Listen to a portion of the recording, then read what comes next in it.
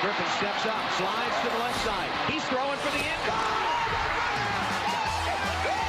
Snap back, kick is away.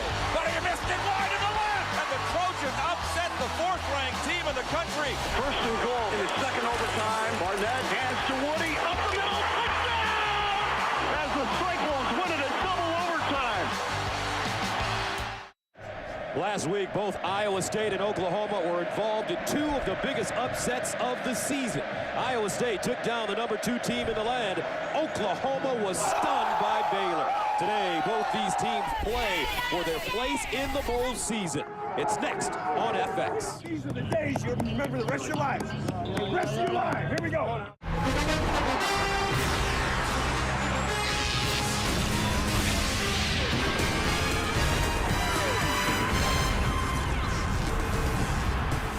Owen Field at Memorial Stadium, and this is the FX Game of the Week, brought to you by Russell Athletic. Senior Day in Norman as the 9th-ranked Oklahoma Sooners play host to the red-hot Cyclones of Iowa State. Hi, everybody. I'm Gus Johnson along with Charles Davis, and welcome to Norman. And Charles, you know, sometimes one player can make a difference, and that's what has happened with this Iowa State team. Once they made a change at quarterback, they managed to find their groove. Ended a 4-game losing streak and are 3-0 behind a freshman named Jared Barnett. And since he's come into the game for Iowa State, he's increased the dimensions of their offense. He can run it, averaging around 100 yards per game on the ground himself. He can throw it. And Iowa State did that quite well against Oklahoma State. Threw for 376, ran for 84, 460 total yards, and they sprang the big upset. As for Oklahoma, they saw their national championship hopes slip away last week with their loss in Waco to Baylor. Now they shift their focus to winning the Big 12 championship. If you ask the guys internally, they'll tell you the #1 focus at OU every year is to win the Big 12 first and then move to national honors. But let's be realistic. This team was #1 in preseason. They had their eye on the big prize right from the start. Quarterback Landry Jones, linebacker Travis Lewis, 2 All-America caliber players. They were here this year to win a national title. They'll readjust their goals now, and if they win this week and beat Oklahoma State next week in Bedlam, they can win the Big 12. All right, a lot of talented players on the field. That brings us to our Sprint Superstar Spotlight. At cornerback for Iowa State, Leonard Johnson was terrific last week against Oklahoma State, helped holding down Justin Blackman, their All-America wide receiver. And for Oklahoma at defensive end, Frank Alexander has hardly been blocked all year, a prime candidate for Big 12 Defensive Player of the Year. So coming up from Norman, 15 seniors will play their final home game against an upset-minded Iowa State team. Kevin Frazier, Marcus Allen in the studio, coming up next.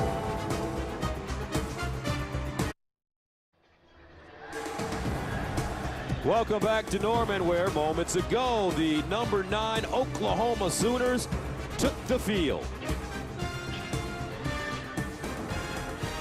Time now to join the third member of our team, our sideline analyst and coach, Coach Tim Brewster. Thank you, Gus. The wind is going to play a huge factor in today's game. It's going to be really hard to throw the ball. It's going to be hard to kick the ball. The Iowa State Cyclones are coming off the biggest win in school history, but they get no pats on the back. Young Jared Barnett's going to have to do a great job today of extending plays and winning with his legs. The other thing, guys, Iowa State wants to tilt the field with the kicking game. Field position's going to be critical. For Oklahoma, it's senior day. They're coming off a tough loss to the Baylor Bears. This needs to be, guys, an angry Sooner football team that imposes their will on the Iowa State Cyclones. Oklahoma's playing for a Big 12 championship, man. Today is a must-win game. Gus? All right, Coach Brewster, thank you very much. And speaking of the weather, the wind certainly a huge factor in this game. 45-mile-per-hour wind gusts at kickoff time, and we're expecting rain in the forecast as well. So Oklahoma won the toss, deferred. Iowa State will receive the football. How about Paul Rhodes in his third year? He's 44 years old, truly one of the most talented young coaches in all of college football. He's coming off the biggest win in school history, a 37-31 double overtime win against Oklahoma State. Meanwhile, Bob Stoops, his team fell to 8-2 overall, 5-2 in conference play with that 45-38 loss to Baylor in Waco last week. However, he is 6-0 all-time against Iowa State. Oklahoma, Iowa State from Norman on Senior Day. Patrick O'Hara will send it away. Aaron Horn back deep for the Cyclones. And this will be Jarvis West returning.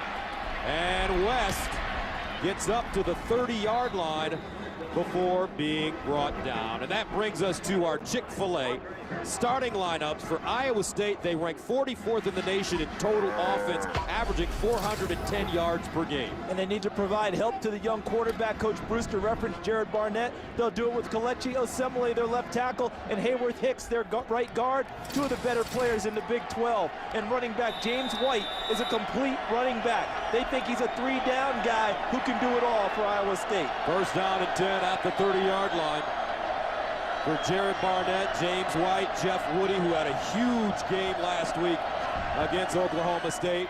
This ball thrown to the far side, and it's caught. Darius Reynolds with the catch, and he goes out of bounds. Defensively for Oklahoma, ranking 62nd overall, and last week they gave up an all-time school record 616 yards to Baylor. And David King steps in for Ronell Lewis at defensive end. Tom Ward holds it down in the middle at linebacker, and back deep, Javon Harris is a safety trying to bounce back from a tough game at Baylor. Second down and 7, and the ball loose and picked up by the Sooners.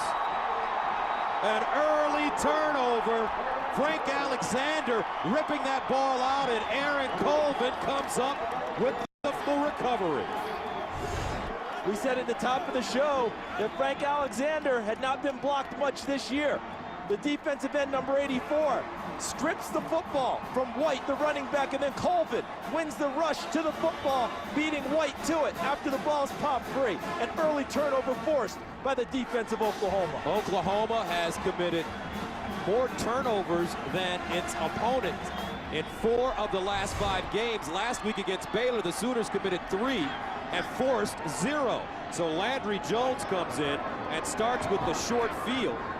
First down and 10, he hands it off. Roy Finch with running room, and he'll get out of bounds. Jake Knott there to usher him out of bounds after a gain of 7. Gus, you were talking about the turnover story for Oklahoma. In their losses this year, they are minus in the turnover ratio. In their wins, +5. That tells you about their season. Second down and 2 at the 14. Early turnover by Iowa State. Finch trying to break it outside, and he'll get close to the first down. Looks like he may have gotten it. Jake Latimer in on the tackle along with Jake Knott. But when you look at this Oklahoma team, injuries a problem on both sides of the ball. They lost Ryan Broyles for the season, Dominique Whaley for the season. Jazz Reynolds not playing in this game because of his shoulder. And that's affected them in their timing, their practice preparation. That brings on Blake Bell. He is their Wildcat quarterback. They call it the cat formation, and he's a big-time runner out of it. And he runs it on first down, stood up and driven backwards. Jake Bell, a redshirt, who plays in that jumbo package. Last week against Baylor, 5 carries, 16 yards, 4 touchdowns on runs of 3, 1, 4, and 6. And right now they want to go momentum on this one. Oklahoma wants to go for it. All year long they've struggled in short yardage situations. They felt like they have it corrected, running with Blake Bell out of the cat formation jumbo package. Just the second Sooner quarterback to rush for 4 touchdowns in a game, joining J.C. Watts. 2 fullbacks in the game right there. Off 4th down and 1. They run the option. First down. Blake Bell.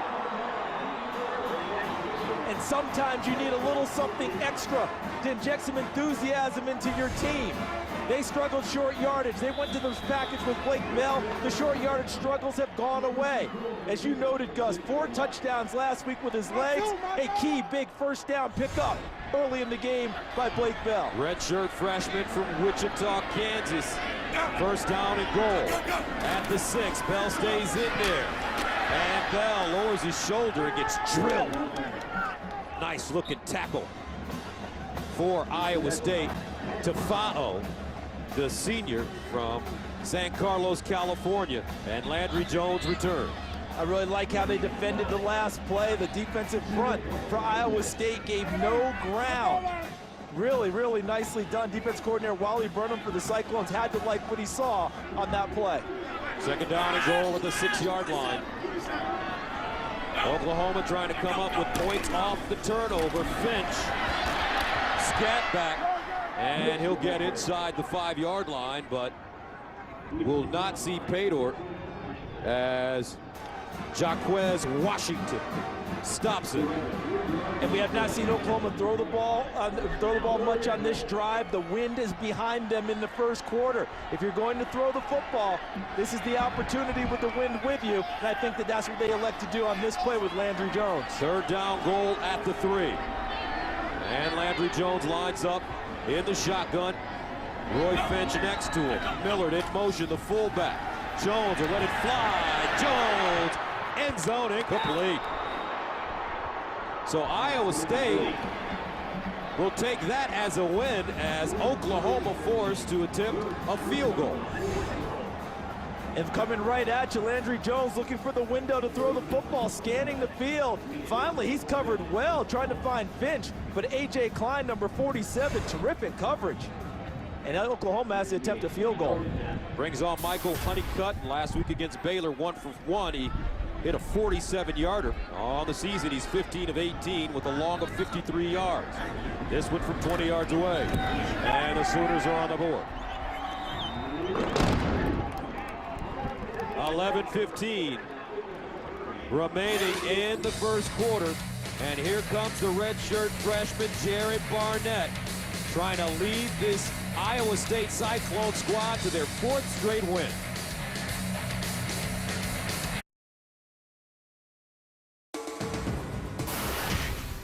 Fox College Football is presented by Russell Athletic, who reminds you that together we are. And brought to you in part by Dr. Pepper. Dr. Pepper is giving away over $1 million in tuition. Go to drpepper.com for details. So Oklahoma scores first to take a 3-0 lead. They took the ball over at the 22, unable to get 6. And back deep, Jarvis West for Iowa State. Line drive kick. Instead, it'll be Horn. And Horn with the gap. Horn at the 40 and tripped up at the 45, maybe even the 46. A 44-yard return. Jimmy Stevens coming up with the special teams tackle. So Jared Barnett comes back on the field. Last week, in his 3rd career start, he was 31 of 58, 376, 3 TDs, 2 picks. He also rushed the ball 14 times for 85 yards. Where did this kid come from? Last time we saw them, Steele Jantz was the starting quarterback. And he got beat out by Jantz in the preseason, hung around, waited his time, continued to prepare, and when he got an opportunity, has capitalized on it. False start on the offense. Number 79, 5-yard penalty, first down. But it's a pretty amazing story to watch a redshirt freshman come in and ignite a squad the way he's done it this year with Iowa State over the last 3. They recruited a junior college quarterback in Steele Jantz. Jerome Tiller was also there, and then Tiller was academically ineligible. Jantz won the job initially.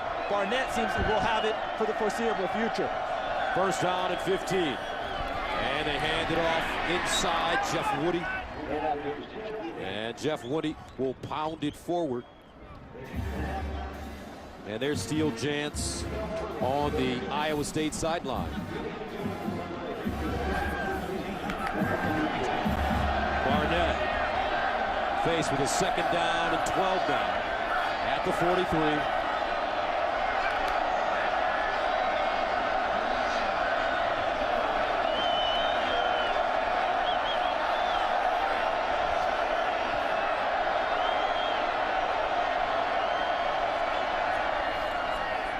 To throw it underneath. This ball caught with running room, and it's Albert Gary. A gain of 11 yards on 2nd and 12. That'll bring up 3rd down and short.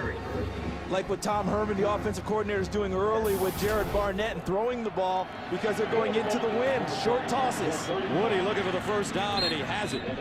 And Jeff Woody last week against Oklahoma State, the former walk-on fullback, carried it 3 straight times in the second overtime for 6, 15, and then a 4-yard touchdown that sent Drac Tri-Stadium into pandemonium. He is their inside tough yardage runner, a former walk-on who's earned his way. Durant Hollis enters the game now, first down and 10 at the 42. Barnett, and he gives it up to Hollis, and Hollis will gain a yard on the play. Corey Nelson with the tackle. And this Iowa State team last week, you would think having to play the #2 team in the country, you'd have to be perfect, wouldn't you? They were far from that. Look at the penalties, 3 turnovers. Look at the 3 and outs, 5 times, 8 drop passes, and still found a way to win.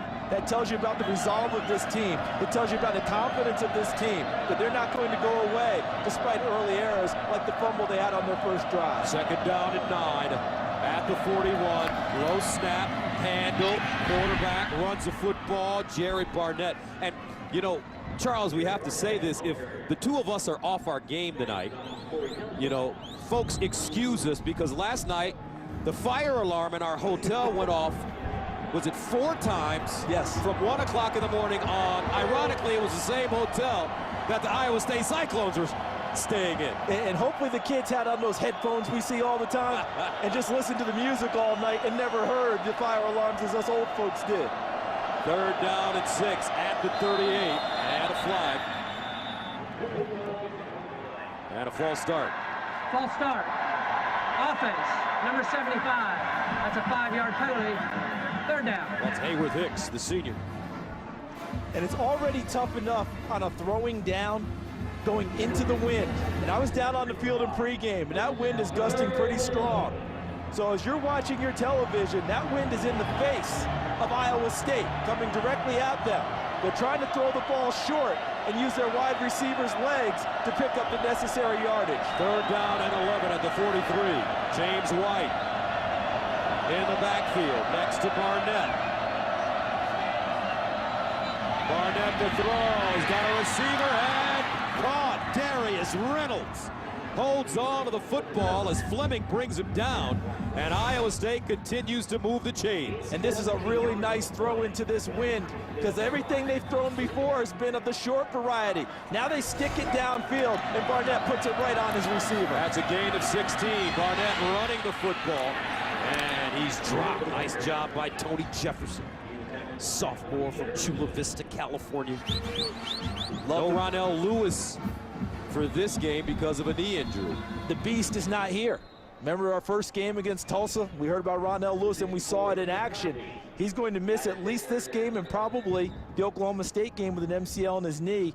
David King stepping in to start to play the other defensive end opposite Frank Alexander.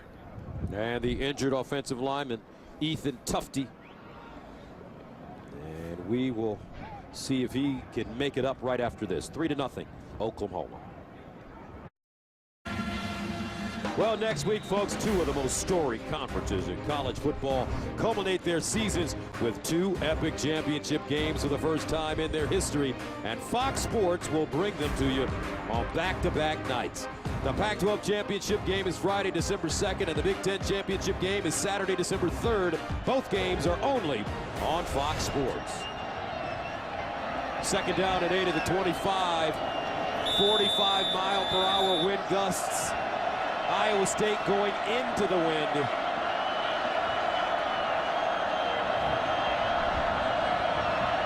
Jared Barnett out of the shotgun. And another fumble! And OU has it again! Corey Nelson with the recovery.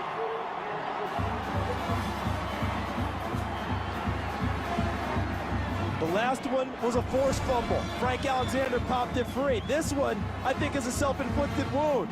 Just an exchange, the mesh point between James White and Jared Barnett. Does he take it? Does he pull it out? Tony Jefferson shows up and knocks the ball to Corey Nelson. Sooners come up with their second turnover of the game. So 2 turnovers on back-to-back possessions for the Iowa State Cyclones. And now Oklahoma has it, first down and 10 at the 27-yard line.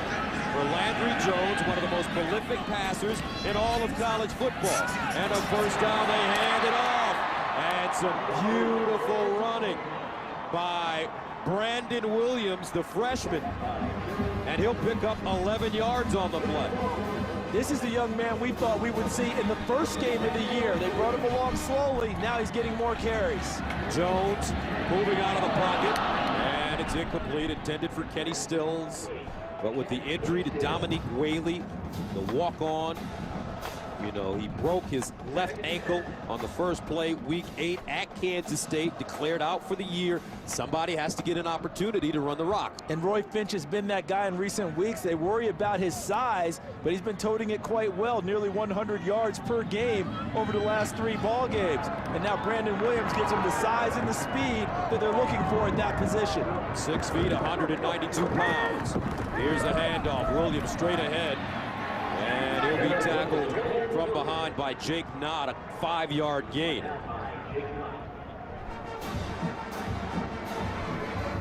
That wind is swirling so much down there that even though Oklahoma has the ball, has the wind behind them, throwing it is still a little bit dicey because you never know how the wind's going to affect the ball taking off. Brennan Clay comes in the game. At running back for OU, Landry Jones starts this game 0 for 2 passing. And Jones over the middle. Caught Clay, but he is dropped for a loss. Terrific open field tackle by Leonard Johnson. Really nice play by Leonard Johnson, the corner. You'll see him out here. He'll see Clay, number 3, come out of the backfield and go to the sideline. And look at him come up on the play, open field, one of the toughest plays to make in football, and puts him down and prevents him from picking up a first down. So Tress Way will punt it from the 31-yard line. For Oklahoma, Aaron Horn back deep at the 10. High snap! Loose! Way picks it up at the 10-yard line. And Oklahoma, huge mistake. Iowa State will have it at the Sooner 10. Not something you see often, but James Winchester really uncorked one, and Tress Way thinks he can get up there with a little bit of a leap, unable to get the football, but does a nice job getting back there and covering it so Iowa State doesn't get it. So James Winchester, the long snapper, also a backup wide receiver. Iowa State with the football, first down at the OU 10-yard line. Barnett, that one deflected, caught, touchdown, Albert Gary. With the presence of mind to haul it down, and the Cyclones are on the board. Sometimes, even when you do the right thing on defense, it turns out wrong. Watch this play, because Barnett is trying to hit Gary. Alexander does a great job getting his hand up into the passing lane, knocking up in the air. And Albert Gary, who has really come on, big game over Oklahoma State. He had 7 catches, 109 yards, and a touchdown. His previous 11 games before that, 7 catches for 76 yards. Albert Gary is blossoming. And the extra point, no good. So an American Horror Story start for both these teams, Iowa State and Oklahoma, 6-3 Cyclones. All right, folks, Wednesday, get your freak on with an all-new episode of American Horror Story this Wednesday at 10, only on FX. Ooh. I watched a little bit this past week. Did you? Okay. Let me tell you something. Connie Britton, formerly of Friday Night Lights, she's good. Okay, well. She's good. Kind of a horror story today. We've had 2 fumbles by Iowa State, a deflected pass resulting in a touchdown, a bad step, and a bad extra point. And we're still in the first quarter. 5:48 to play. Grant Mahoney will send it away for the Cyclones. Roy Finch and Trey Franks back deep for OU. And this will be Finch. He bobbles it, picks it up. Finch with room. Trying to get outside at the 40. Breaks it back and goes down at the 43. Mahoney with the tackle.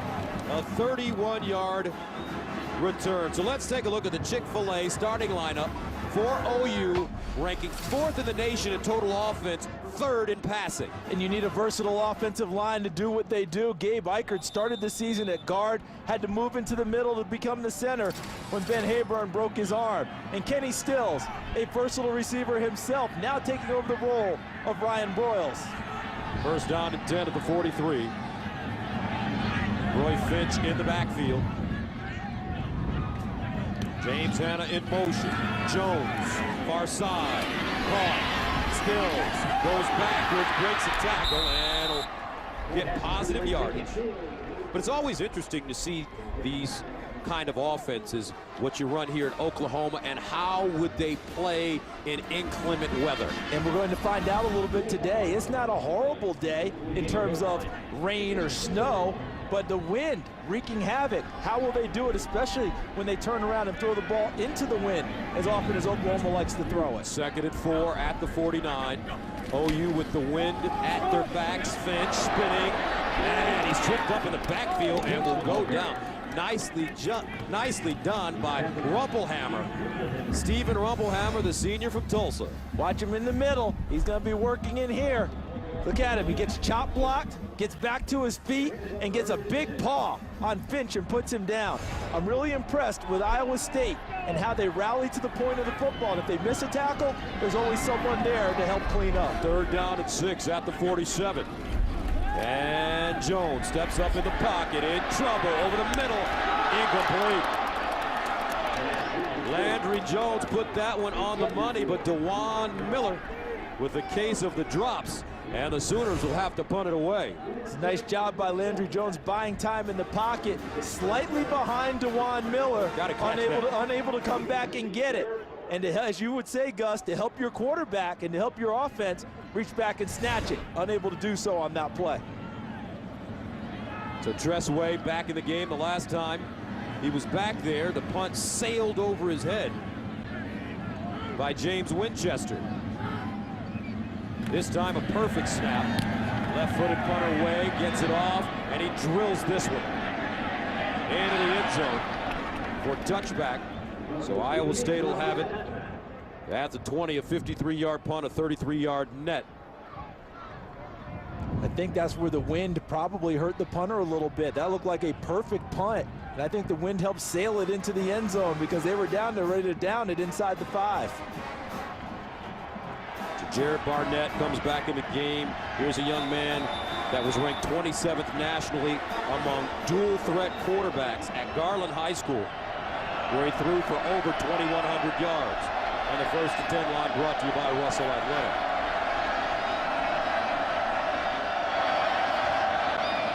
Barnett rolls out of the pocket, throws on the run. Oh, almost picked off. DeMontre Hurst had 6 points in front of him. And I think with them going into the wind, the Sooners have told their defensive backs, don't retreat very much.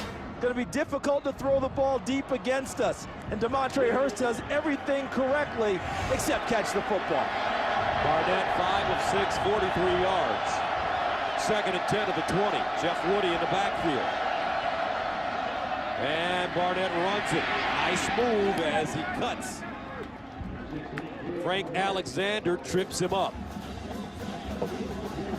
Now it's time to go to Los Angeles for a game break.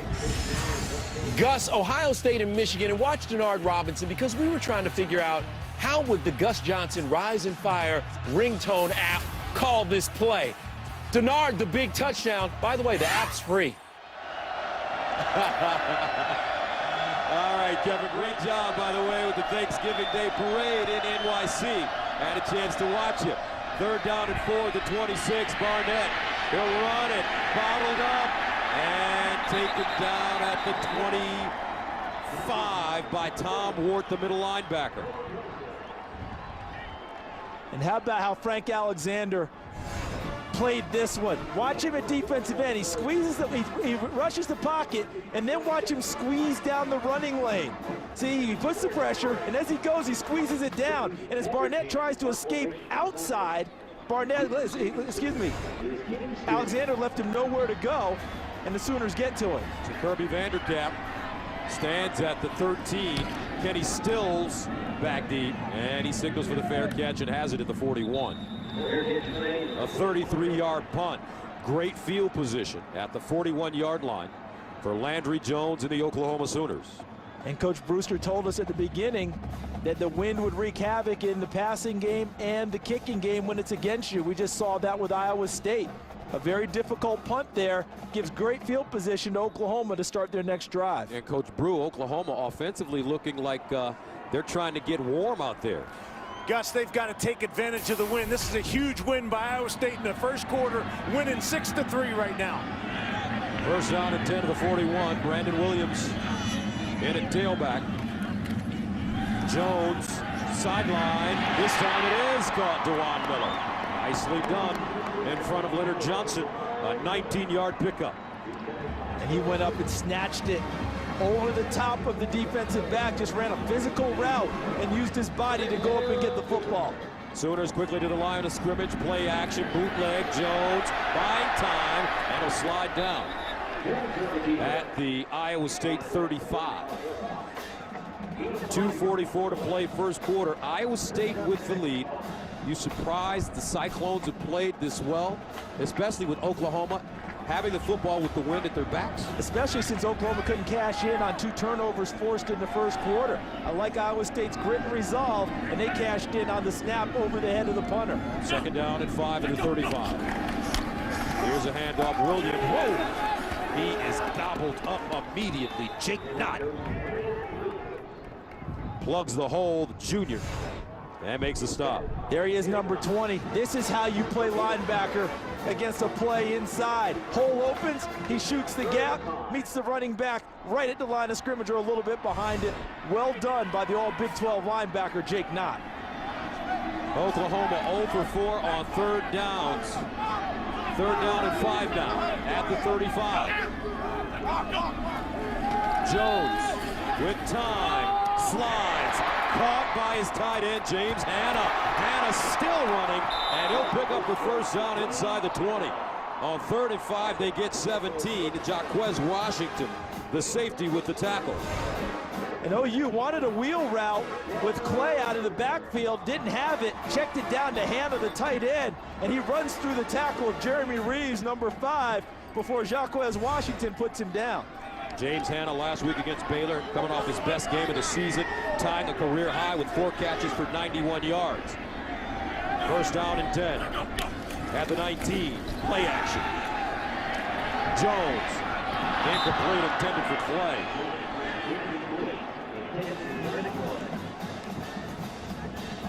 And the Iowa State DBs, their secondary in general, doing a really solid job early. And on that play was designed to go into the end zone. That was a shot play, trying to get it downfield. They took away those avenues. He had to check it down to the back and miss the throw. Second down and 10. Jones again with time. Nobody to throw it to. Finally, he finds a receiver on the far side. Nice strike. Camille Jackson, the freshman from Arlington, Texas. We saw him this summer when we visited Oklahoma on our little tour to try and get acquainted with some of these schools. And we were told then that they liked his potential. Now starting to come on with the injury to Broyles. Jazz Reynolds not playing. He's got to take a bigger role, and they liked his hands in the summer. They loved his hands on that catch. First down and goal at the 7. Clay lines up as a single setback. Play action. Jones looking underneath Hanna again, and he'll go down at about the 2-yard line. Jeremy Reeves cuts him down with Jake Knott. The play action and the offensive line are giving Landry Jones time to find receivers. He's able to check down and come off of primary targets and go to secondary guys. And look who's back in the game. That's right, Blake Bell. Short yardage situation for Oklahoma. They were close before, but had to settle for a field goal. Second down and goal at the 1. Bell steps back to throw. Picked off. Not. And Iowa State bends and forces a turnover. Cyclones will have it at the 20. And that's the end of the first quarter. Iowa State 6, OU 3.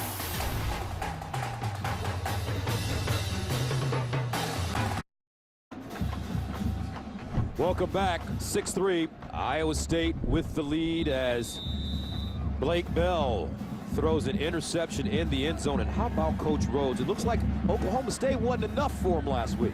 You know, the reputation was every year they pick off someone, beat someone they're not supposed to beat. Nebraska 2 years ago, Texas last year, now Oklahoma State. This Iowa State team is showing us that that game is not something they're satisfied with. They're not kicking back and saying, that's enough for us. Great year. They've come to win this game today. First down and 10 now after the interception as we start the second quarter at the 20. For Jared Barnett, the redshirt freshman from Garland, Texas. Here's the handoff, and it's Jarvis West, another freshman from St. Petersburg, Florida. But, you know, when you talk about coaches around the country, Paul Rhodes has done just a wonderful job with his Iowa State program. He took over a Cyclone program that had won a total of 5 games in 2007 and 2008, and then led them to a 7-6 record with some of those big upsets that you've mentioned. Second down and 6 at the 24. Barnett underneath West, and he is stood up and taken backwards. Nicely done by Tom Ward, the middle linebacker. Snipped out the inside screen, moved underneath the blocking, and blew the play up. And now Iowa State has the wind at their back in throwing the football. We saw one toss downfield in the first quarter by Iowa State, a completion for a first down by Jared Barnett to Darius Reynolds. Will they push it a little bit farther now with the wind? Third down and 6 at the 24.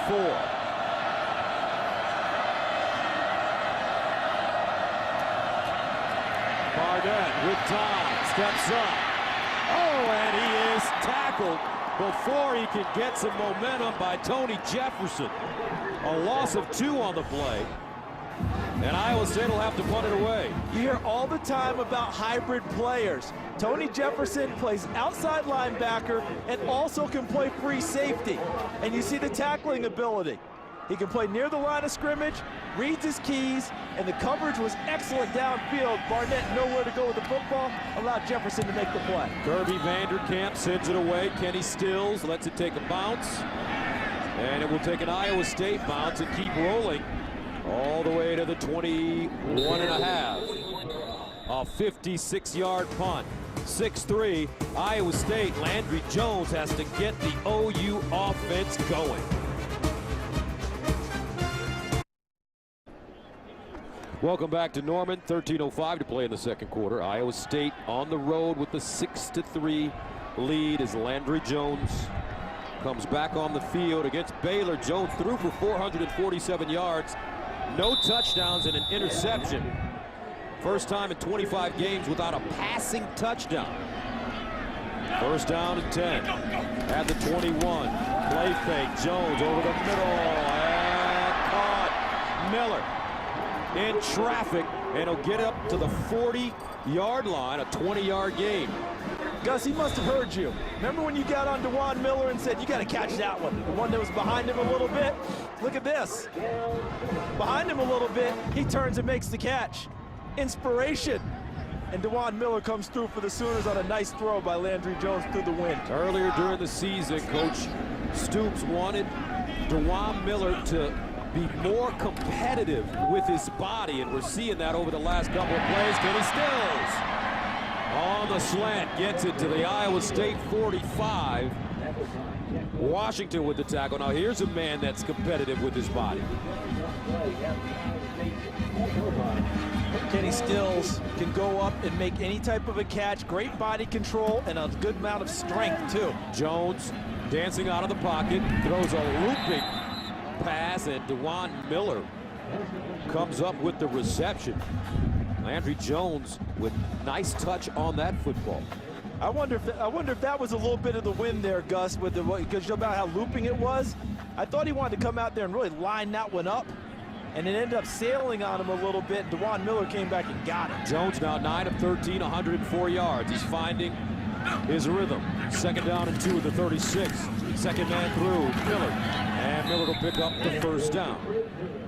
Jake McDonough, the junior nose tackle with the stop. And Coach Brewster, you'd love to see more Millard in this game, wouldn't you? I would love to see him line up here with 2 tight ends, 22 personnel. Let Millard play tailback. Let him run the football, Gus. I think into the win, he's a huge factor in this football game as a runner. Love that 22 personnel. As you talked about, 2 tight ends. The second part of the 22, 2 backs in the backfield. Millard 6'2", 250. First down at the 34. And Millard once again, he'll push the pile forward. A 2-yard pickup. Jake Knott grabs him by the ankle. You see the play selection today, a lot more balanced than normal for Oklahoma. I think the wind has something to do with that, and them trying to establish a little bit of a control of the line of scrimmage, but it's not easy because I think Iowa State up front is really battling them. Rumpelhammer, 97. McDonough, 94, been stout inside. And they hand it off to Finch. And Finch goes down at the 29-yard line. A.J. Klein with the tackle. Watch the line play. Who's going to reestablish the line of scrimmage? Is it going forward or backwards? And Iowa State controls the line of scrimmage. That was a good run for Finch to get what he did out of that. Because I thought the defensive line for Iowa State stonewalled Oklahoma. Finch got a little bit of a sliver. Finch last week, 17 carries, 95 yards. Third down, 5 at the 29. Oklahoma on third down, 1 for 5 this afternoon. Finch looking for the first and has more. Spinning and dropped after a gain of 8 yards on 3rd and 5, but a flag on the play in the OU backfield.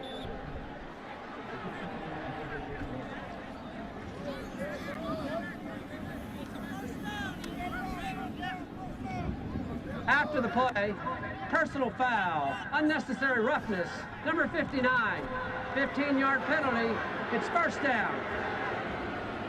And number 59, Donald Stevenson, senior. What often happens at the end of runs, offensive linemen are taught to clean people off of their running backs, to get downfield to follow the run, and at the end of the play to knock people off of the back so they don't take extra hits. Sometimes as they get close to the play and the whistle's blowing, they're hauling off and smacking someone and getting caught. Oklahoma committed a season-high 9 penalties last week at Baylor. That's their first penalty this afternoon, but a first down at the Iowa State 37. Jones over the middle. And the ball caught by Trent Rattery. And he'll fight for a first down, the senior backup tight end. Landry Jones doing a nice job making the adjustment, finding his tight ends and guys over the middle. And the adjustment started when Ryan Broyles' injury against Texas A&M. The go-to guy's gone, spread the ball around a little bit more, and the tight ends are becoming a more prominent part of the offense. And I love the way he's throwing the football on this drive into the wind, sharp and tight for most of his throws. 9th catch of the season for Rattery. First down, Jones. Over the middle again. Caught again, Kenny Stills. And Kenny Stills down at the 6. And let's see if they bring Blake Bell back in at short yardage, or after the interception, if they'll leave Landry Jones in the game. Look at the throw and the catch by Stills. You can always tell those really good catchers, they go up, hands only, snatch it out of the air. Stills against Baylor, 6 catches, 75 yards. 47 catches for close to 700 yards coming into this game. First down and goal at the 6. Finch spins, bounces, Finch, and he goes down. And there is a flag on the play. at the 7-yard line, near side.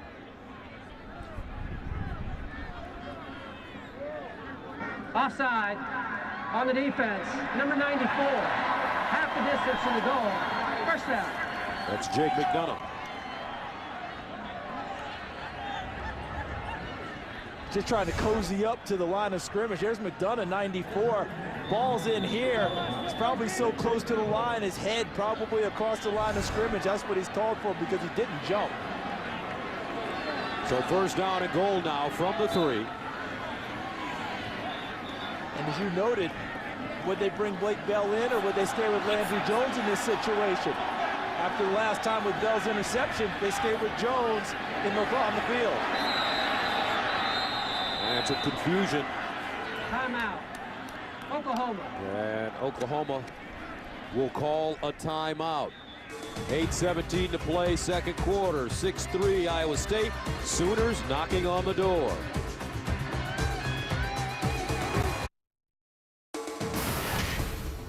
Fox College Football is brought to you by Geico. 15 minutes could save you 15% or more on car insurance.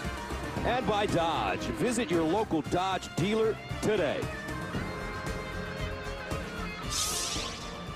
8:17 to play in the second quarter. Iowa State with a 6-3 lead. Oklahoma with the football. First down and goal at the 3.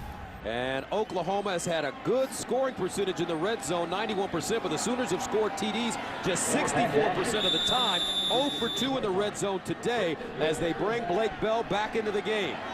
And I bet he doesn't throw the football here. You're running. And score. Good call, partner. Sooners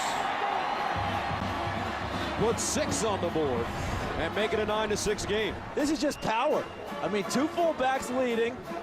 Offensive line, Bell just hesitates to make sure the blocking forms. See the lead by Millard? There's 74, Shed getting around. Excellent job by Oklahoma blocking on that play.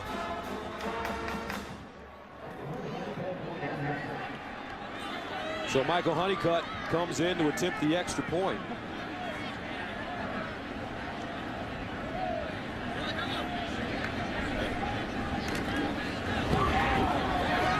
And it's up and good. 8:12 to play, second quarter. OU. Ground and pound. 10-6. Coming up in moments on the Geico Halftime Show, scores and highlights from across the country.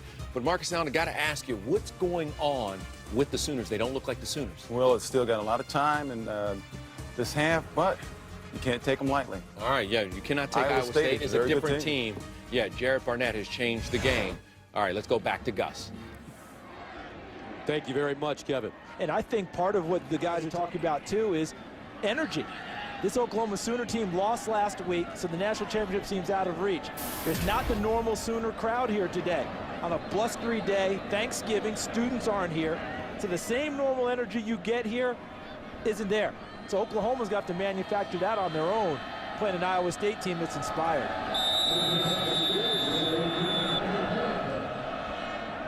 So Honeycutt will tee it up, and back deep, Aaron Horn, number 3, and Jarvis West, number 1.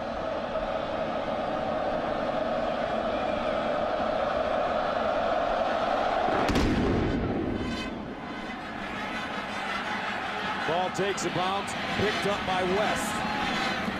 And Jarvis West crosses the 35 up to the 38, a 13-yard return. Let's take a look at the Russell Athletic game summary. What a weird game so far.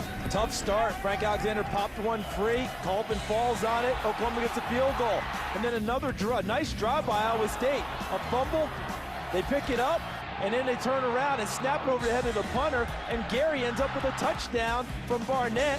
An interception by Knott in the end zone from a pass by Blake Bell, and then Blake Bell gets redemption with a run into the end zone. Oklahoma up 10-6. Iowa State with the football at the 38. Cyclones with 63 yards of total offense. Barnett underneath. It's caught by Jarvis West, but he'll go backwards. Let's see where his forward progress will have the ball spotted. A loss of a yard on the play. Aaron Colvin jumping on him.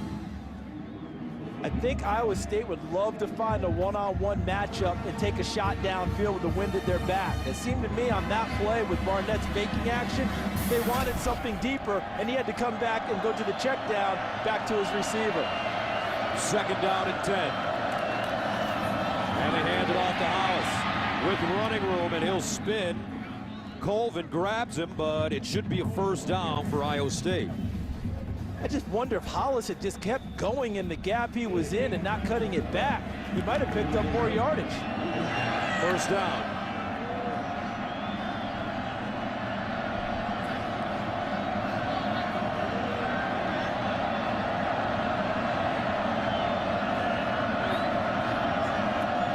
Here's the option, and it will be kept by Barnett.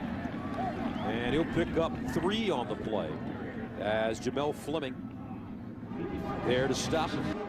And there's Casey Walker playing defensive tackle. He ought to know about Jared Barnett, high school teammates, going at each other today. So I'm quite sure he told the locker room, this cat can play. We better be ready. 2nd down and 7. Cyclones at midfield. 6:34 to play in the 1st half. Hollis motions into the backfield. They hand it to him, and he will stumble forward and pick up positive yardage. Frank Alexander on the bottom of the pile. Now the next jump in Jared Barnett's game, and remember, he's just a freshman, is going to be accuracy on 3rd down, throwing the football. All year long, they're 41% on 3rd down. Today, just 1 for 4. 3rd down and 6 at the 48.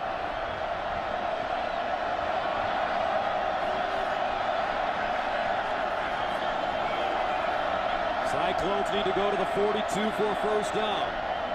Barnett to the sideline, incomplete. That one thrown behind his intended receiver, Albert Gary. And Iowa State forced to punt it away.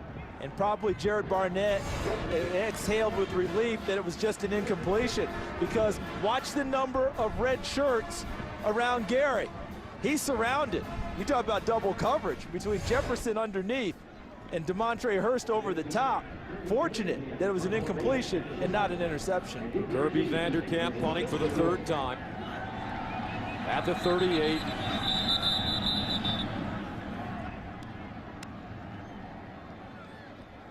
Ball start on the offense. Number 22, 5-yard penalty. Remains 4th down. And that's Benton called for the penalty. No one's ever crazy about penalties, but with the wind at his back today, it might actually help the punter a little bit if he uncorks one, because it may give him a little more room to play with. Kenny Stills back deep, and this one shanked. But out of bounds at the 31-yard line. But that doesn't help. That doesn't give you a chance to let the wind help you. All right, coming up, Oklahoma's all-time leading passer, Landry Jones, and the Sooners offense look to put more points on the board after these commercial messages. Here's a look at our Chase Sapphire action cam, 5:34 to play. In the 2nd quarter, Oklahoma with a 10-6 lead over Iowa State. Landry Jones, 5 for 5, 74 yards. Into the wind on his last possession. Got off to a slow start, but he's made the adjustment. The sharpest drive of the game, into the wind, and he threw the ball quite effectively. He'll start from his own 32. They run the reverse. Around the corner, Franks, he's a speedster. He needs one crease, and Franks down to the 25. Trey Franks, a gain of 43 yards as Benton makes the stop. In Oklahoma, you know they're going to want to go quick after a big play, and the line holds them off, and they get out and wall it to the side and let him run. Landry Jones getting downfield trying to get a piece of the action. First down at the 25-yard line. Clay running it left with a hole. And he gets to the 16 as Leonard Johnson stops him. We talked with Wally Burnham, the defense coordinator of Iowa State, and asked him what impressed him about Oklahoma's offensive line. He said how athletic they are and how they stay on their feet and hold blocks. Play again. Taken down by Jake Knott. A 6-yard gain. So Oklahoma managing to pick up big yardage on this drive. 43 yards on the reverse. 9 yards, 6 yards, and 3 runs. First down and goal at the 10.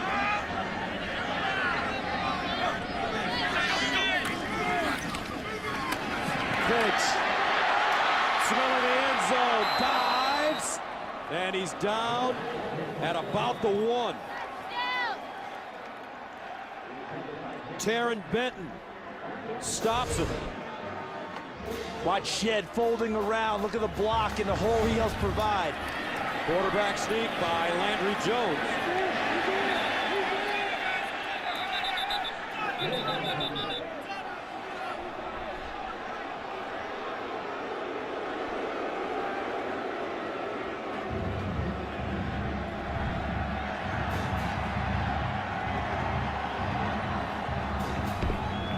So some late substitutions as Landry Jones checks out. Blake Bell back in the game on third down and goal at the 1. Bell, 6'6", 245.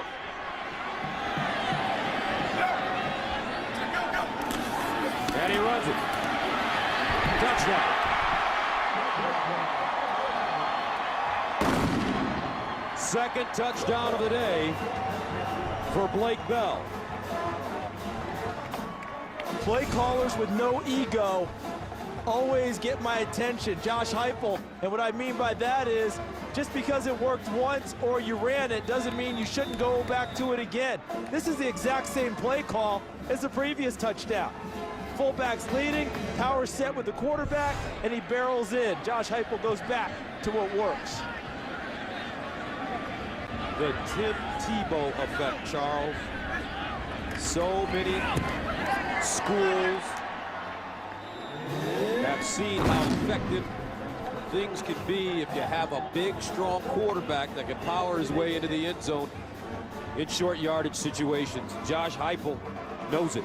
And to tag onto that, the increase of the Wildcat and how you have to expand it. Because the Wildcat's great with running backs. But if you have a person who can throw it, it changes what a defense has to do in terms of coverage. As we saw Josh Heupel up in the booth. Because despite the interception Blake Bell threw, he's a quarterback first. So now if you want to run Wildcat out in the middle of the field, anywhere else but goal line, now the pass threat has increased what you're doing with the Wildcat set. So on the drive, 6 plays, 68 yards, all runs for Oklahoma, scoring in 2 minutes and 12 seconds. And the big run was the reverse of 43 yards. Trey Franks getting inside the red zone. 3:22 to play, second quarter, 17-6. Oklahoma got off to a slow start offensively. But now they found their mojo. Line drive kick picked up. West. And West will push the pile forward and get to the 45, a 20-yard return. Now, don't forget, folks, tomorrow, Fox NFL Sunday has a full slate of games, including the Vikings taking on the Falcons, the Bears, and the Raiders. Coverage begins tomorrow with the Fox NFL Sunday pregame show at noon Eastern, 9 Pacific. Check local listings for the games in your area. Playoff jockeying has already begun in the NFL. The Packers are clear favorite ahead of the field. Who's going to come up behind them? We look at the first 6 possessions of Iowa State. Touchdown, 3 punts, and 2 fumbles. A great field position at the 45. Here's the run, Woody. And Woody stopped by Aaron Colvin, but it will be a gain of 4 yards on the play. See how the wind puts pressure on the team defending that end? because Oklahoma, the last 2 kickoffs weren't very deep, good field position. The second one, they actually squib kicked it to try and get a little more out of it. Still, excellent field position for Iowa State if they want to take advantage of it. 2nd down and 6. High snap, handed off, Woody, power of football, and he gets to the 40. An 11-yard gain as Tony Jefferson brings him down. This is a power play, as you described, Gus. It looks like it's going to be a sideways run, but watch there. See, Woody comes back, and they brought around number 86, Kurt Hammerschmidt, the tight end, to be the lead blocker. 1st down at the Oklahoma 40. They throw it out wide. Ball caught by Gary. Beautiful running after the catch. He'll pick up some nice yak, 12 yards. Tom Ward, the middle linebacker, stops him. Nice cut by Gary, because watch Proctor 27. He's so physical on the block, he overran the play. Gary comes inside of it and picks up big yardage. Play action. Barnett rolling. And he'll dump this one out of bounds. Frank Alexander with pressure. Tell you what, I love Frank Alexander. From the very first game we saw him, he has been balling out this year. The difference between healthy and playing hurt we've seen this year. Last year, Frank Alexander had an injured ankle. High ankle sprain all year long, limited his effectiveness. He's been healthy all this season and has balled straight from play 1 this year. 2nd down and 10 at the 28-yard line. Jared Barnett, the redshirt freshman, 3-0 as a starter. Deflected, picked out! Whoa! Watch out! Sprinting toward the end zone. Lewis breaks a tackle. Touchdown OU! On senior day, Travis Lewis goes 63.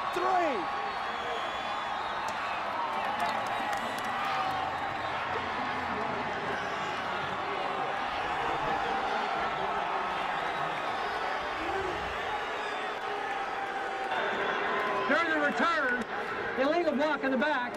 Number 12 on the return team. That's a 10-yard penalty. 1st down.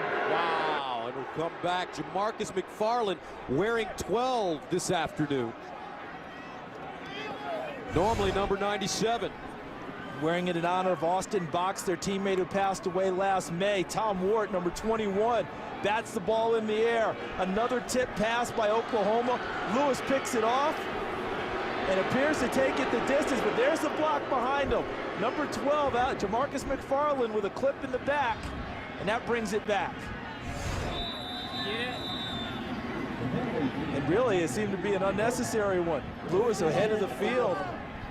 Didn't need to throw the block there. Just trying to help his teammate. Takes the touchdown away from Travis Lewis. But Oklahoma getting hands in the passing lanes often this afternoon and tipping passes. So Oklahoma forcing 3 turnovers in the first half, 2 fumbles, now an interception. Here's Brandon Williams. And he'll get around the corner and get 7. Leonard Johnson with the tackle. And Josh Heupel, I believe, is in sync with his offensive line. Talk about the play caller for Oklahoma. He senses that his offensive line is taking control of the line of scrimmage, and they're enjoying firing out and hitting people and moving and staying on their feet and getting downfield on second-level blocks. Andrew Jones underneath. Complete once again to DeJuan Miller. And Miller will gain 9 on the play. The 1st and 10 line brought to you by Russell Athletic.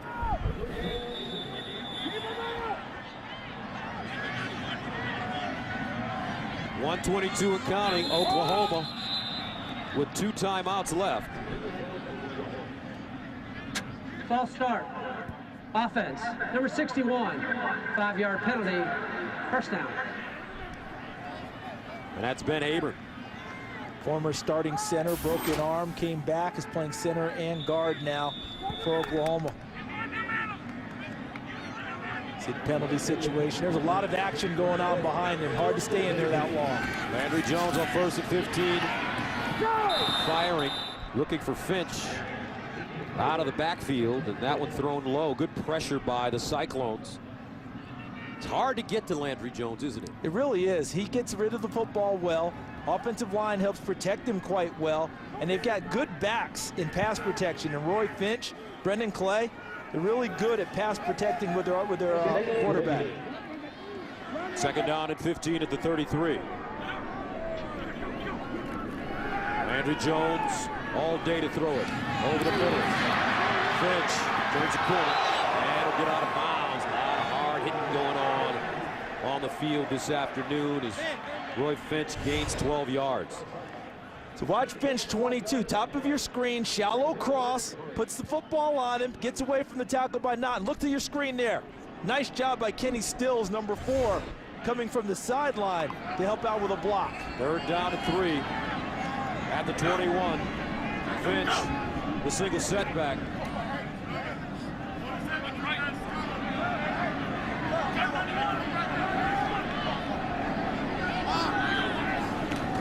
Jones, the throw, in trouble, Jones, composure caught, Hanna again with a big catch for a first down at the 10. Jake Knott stops him. An 11-yard pickup for James Hanna. Nice 50 seconds left. And that was a nice job by Landry Jones in the pocket. You talk about them not getting to him.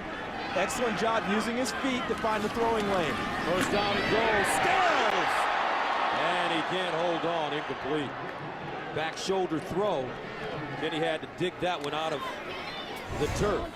The right idea, the right spot. He wants to throw it in this area away from the defender. Stills, they got a little push away on Reeves, number 5. Not much to call. Unable to come up with the catch. Makes it second down and goal at the 10. 39 seconds to play in the first half. OU with 2 timeouts left.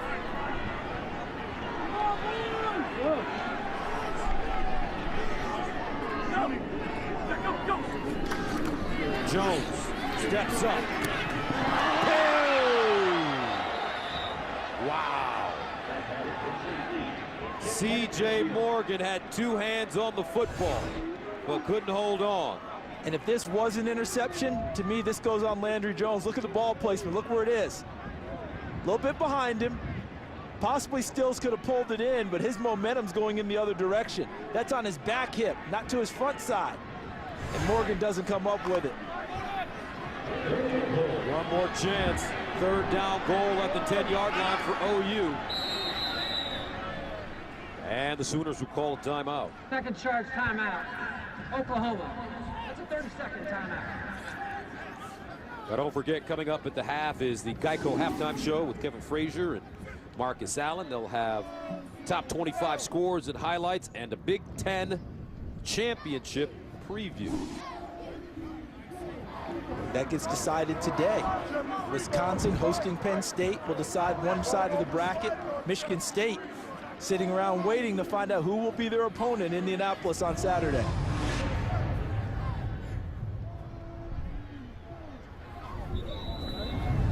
Freshman there, Jared Barnett. Gus, you and I talked about him in the break. Like a lot of what we've seen out of this young man already. Son of a coach.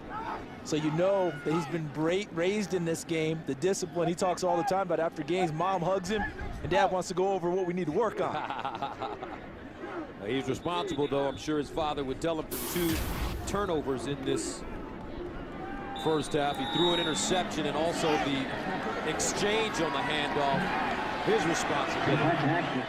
Iowa State has turned it over 3 times. Oklahoma, third down goal at the 10. Can they limit them to a field goal try here? Jones bobbles it. Knocked away. Great job by Leonard Johnson, who's really been playing some terrific football. And Oklahoma forced to attempt a field goal. He just continues to blossom, Leonard Johnson. The coverage right there, right on the hip of Kenny Stills, undercuts it and knocks it away. He's taken the challenge, as was given to him by his defensive back coach, Bobby Elliott, to increase his technique and his dedication to the game. And he's done that this season. So that'll bring in Honeycutt to attempt a 27-yarder, good from 20 this afternoon, and this one is up. And good. 25 seconds remaining in the first half. OU tacks on 3 more to take a 20-6 lead.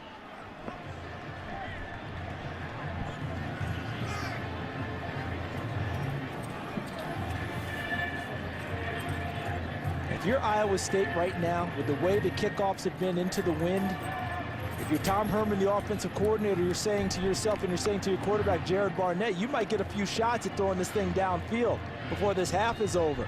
They have not been able to get the kickoff very deep from this end of the field. So they should get decent field position to start. They should get a couple of throws to take a shot downfield and try and get points before the half's over.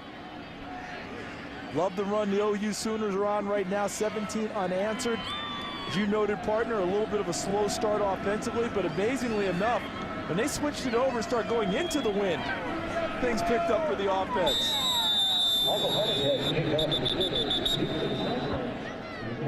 And the ball blowing off the tee.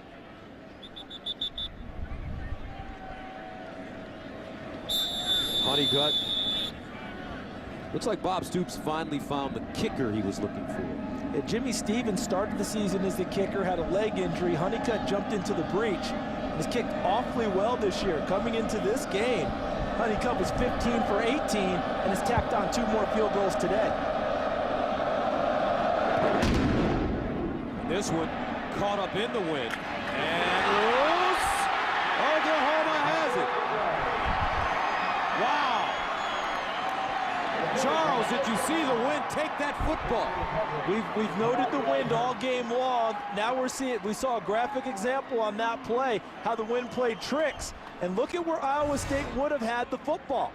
We're talking about the 40-yard line, and they call fair catch. So he knew the proper play to make, unable to come up with it.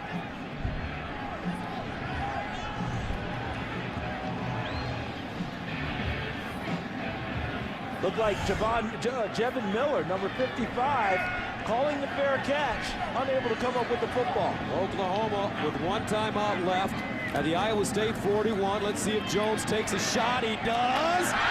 Caught. Kenny Stills, a gain of 23. Clock stops on the first down. They can get up to the line of scrimmage and clock it. They can spike the football and set themselves up. See, that clock stopping for the first down is huge for an offense in this type of a play, because the big shot downfield, really well thrown and really well caught by Kenny Stills, despite excellent coverage behind him. Looked like Leonard Johnson.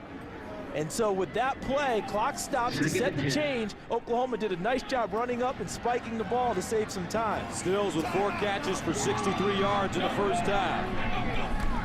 On second down, Jones. And intended for Roy Finch. He wanted a flag. Jake Knott in his hip pocket.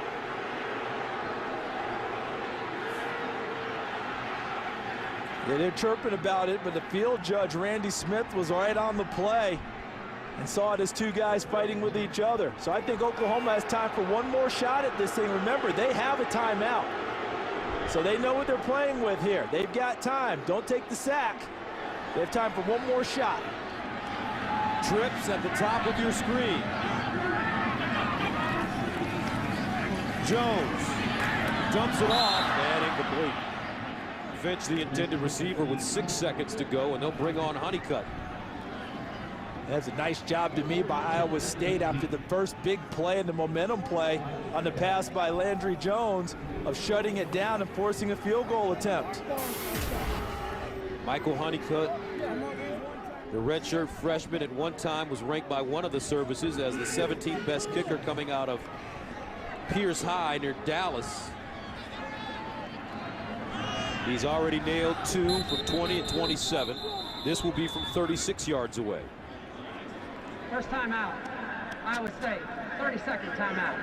And Iowa State will call timeout. And with this wind, not a gimme.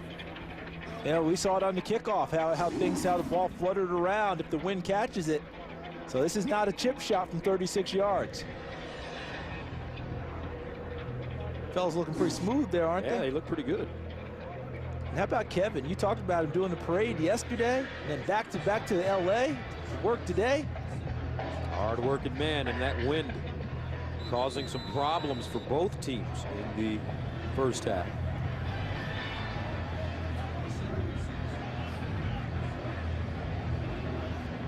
.45-mile-per-hour wind gusts, and I think we've even seen a couple of snowflakes.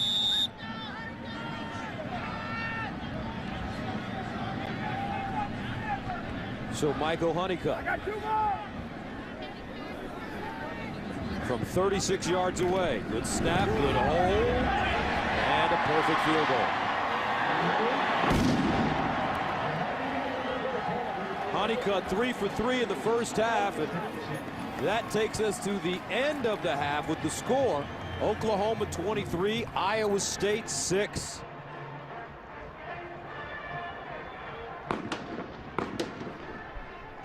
I like the way Iowa State battled them, but Oklahoma took charge in the second quarter with their offense. All right, let's go to Coach Brewster with Coach Stoops.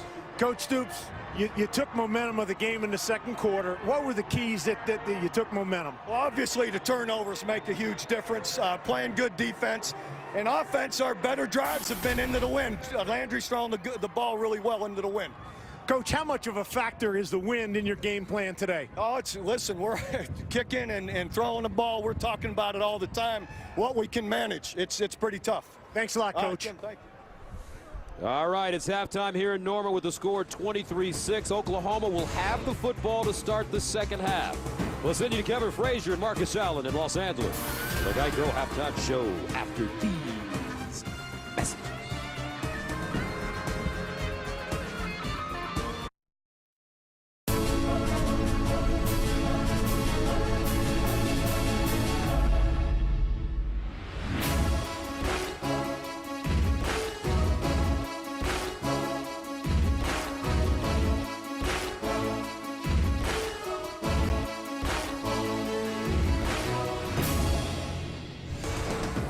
Welcome back to Norman, where the Sooners lead the Cyclones 23-6 at halftime. Gus Johnson along with Charles Davis, CD in that first half. Oklahoma doing a terrific job of capitalizing on Iowa State mistakes. 4 turnovers total for Iowa State. Give Iowa State's defense credit. They battled like crazy, only 9 points. But when Oklahoma had opportunities, especially in the second quarter, against the wind, the offense really started to flow for them. And one of the big plays, let's take a look at our Capital One playbook. The reverse by Oklahoma. What a play, because watch what they do. Okay, the left tackle is Donald Stevenson. The center is Gabe Eichert. They get out and run. And look at this, the blocking downfield. That's Stevenson, number 20, working on number 23, Leonard Johnson. Downfield, Landry Jones gets to block the quarterback, and the center, Gabe Eichert got downfield too. The ability of Oklahoma's offensive line to run and make plays on their feet in space. One of the reasons their running games got going in the first half. And let's take a look at the numbers from the first half. The 4 turnovers obviously key. That's the big one there, because that's limited Iowa State's opportunities. But other than that, they battled them the whole way. Really impressed with Iowa State's defense, not sagging at all after the number of turnovers that have been committed. So OU will have the football to start the second half. Roy Finch, Trey Franks back deep for the Sooners. And this will be Finch. And Finch gets up to the 25-yard line. Now let's go down to the sideline to Tim Brewster. Thank you, Gus. Bob Stoops and the Oklahoma Sooners want to play a very clean second half. They want to take advantage of the win. 26 out of 29 points against the wind. When they've got the win, they got to take advantage. They want to pound the rock with Trey Millard and eat the clock. Iowa State running on first down must not be predictable. Ball security is a huge issue when they get the opportunities in the red zone. Score touchdowns, man. All right, thank you very much, Coach Brewster. So Oklahoma's Landry Jones takes over at the 25. James Hanna in motion. And they hand it off. Williams. All sorts of running room, and he'll pick up a first down. That's a 12-yard pickup. A.J. Klein, the middle linebacker, with the tackle. Look at this, Gus. Coach Brewster just talked about it. 26 of the 29 points scored today against the wind. No one would have thought that coming into it because of such a factor wind usually plays in games like this. First down at the 37. Jones, short drop. Over the middle, incomplete. Ball intended for James Hanna. Hanna with a terrific first half receiving the football, 3 catches, 33 yards. Sometimes when they're too easy, they just don't make it. But I think on that play, James Hanna was trying to catch the football and turn upfield before he ISO'd it and put it away, tucked it away against his body.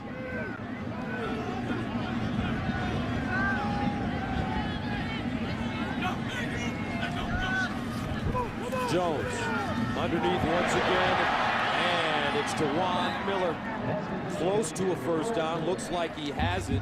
DeJuan Miller coming on strong in the first half. 4 catches, 56 yards.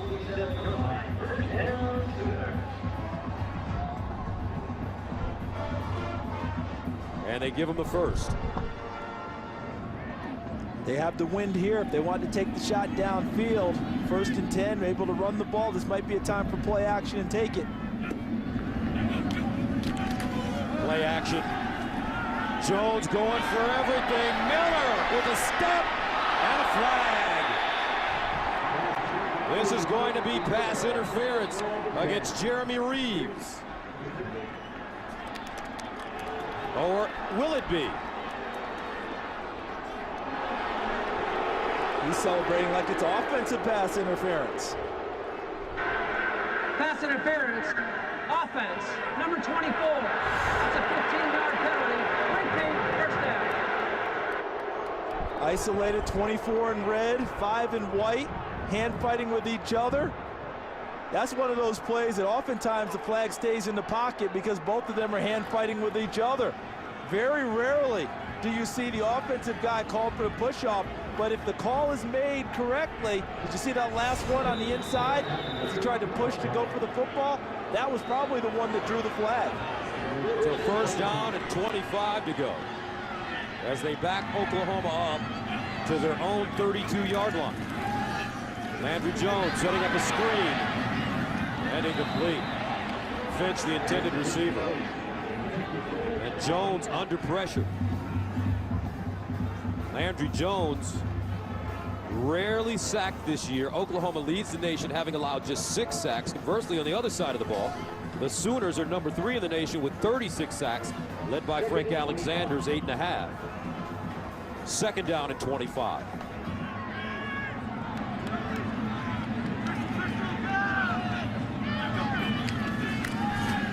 Jones caught by Miller out of bounds in front of Reeves. Reeves came within a whisker of batting that football away. Guy jumps the route, just missed that opportunity. Nice concentration by DeJuan Miller to haul that one in. DeJuan Miller, 7 catches, 77 yards. He's averaging 13 yards a grab, 3rd and 14 at the 43. They need to go to the Iowa State 43 for first down. Jones bouncing out of the pocket, buying time, and he'll step out of bounds just in front of the line of scrimmage. Jake McDonough giving chase, and Oklahoma forced to punt the ball. Nice series by the Iowa State Cyclones defense. Oklahoma gets the ball with the win to start the second half, up 23-6 in Iowa State. After an early scare on the deep ball when everyone thought it was going to be pass interference, it turned out it was against Oklahoma. They shut them down and forced the punt. Tress Way, his last punt, 53 yards. Aaron Horn standing at his own 10-yard line. And Horn with the fair catch at the 13. A 41-yard punt. Turnovers have been a problem for Iowa State. 2 fumbles, 1 interception, and a muffed punt. This was early in the game. First series for Iowa State. Then on another series, they were going in, looked like they get points. Missed the next point. The block pass by Tom Wharton, the interception by Travis Lewis, and then the punt, the muff punt there by Jevin Miller. Excuse me, the muff kickoff. Iowa State with 104 yards in total offense. Oklahoma has 317. First down at the 13 for Jared Barnett. Out of the gun. And he'll run it. Barnett, a lot of running room, dives, and depending on the spot, he may have a first down. Travis Lewis chasing him, and he gets up a little woozy. Travis Lewis with a little emphasis coming over the top at the end of the run. Watch Barnett find the gap, coming right at you. And he takes off, stumbles a little bit. You see Lewis landing on top of him. And now, first down, as Jeff Woody dives forward and picks up 3 in front of Jamel Fleming.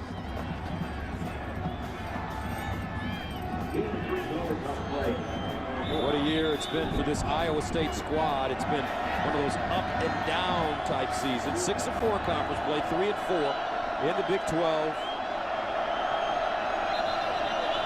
All first down. False start. Offense. Number 7. 5-yard penalty. First down. And that's on Darius Reynolds, the senior. So last week, Iowa State beat Oklahoma State 37-31 in double overtime in Ames. Trying to beat Oklahoma and Oklahoma State in the same year for the first time in 51 years. First down at 15. Woody. And he's brought down from behind by Corey Nelson. So they've done it twice before, correct? And I think it was back-to-back years, as you noted. I mean, as you said, what, 51 years ago? I think it was 60, 61, and haven't done it since then. Coach Rhodes, hot prospect in the world of college football. Second down and 12.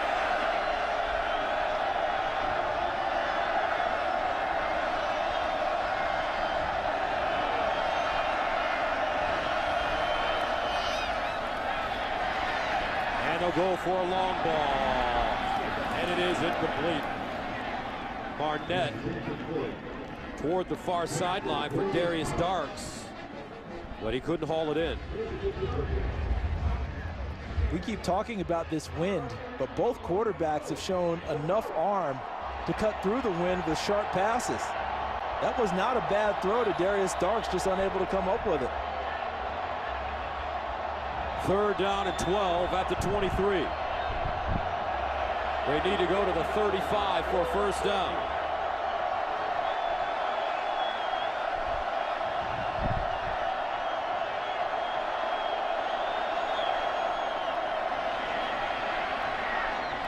And it's caught, but not enough for a first down as Barnett threw it over the middle to Jarvis West, and it'll be about a yard short.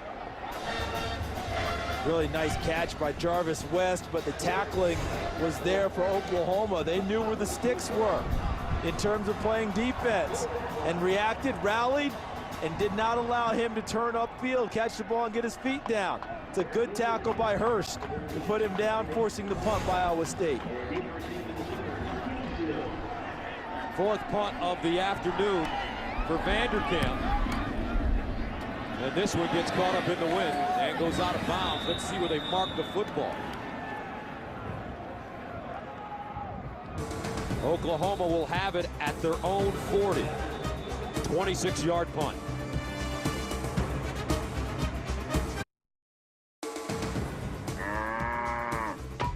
Fox College Football is brought to you by Chick-fil-A. We didn't invent the chicken, just the chicken sandwich.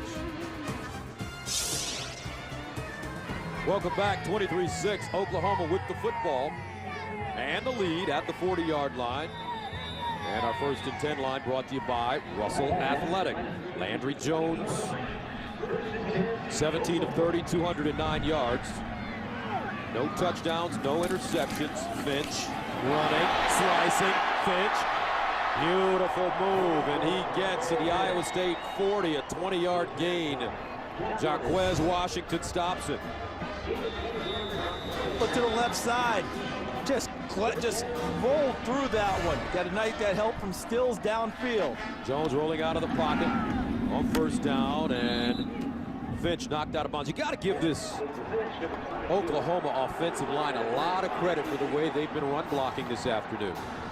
There's such a multiple team because you hear about them throwing it all the time, and oftentimes teams that throw it as much as Oklahoma have trouble going to the other side and being physical in the run game. We have not seen that at all today from the Oklahoma Sooners. This line has been well synchronized and done a nice job. Second down and 10. I think we were called for in the first half. You let them go.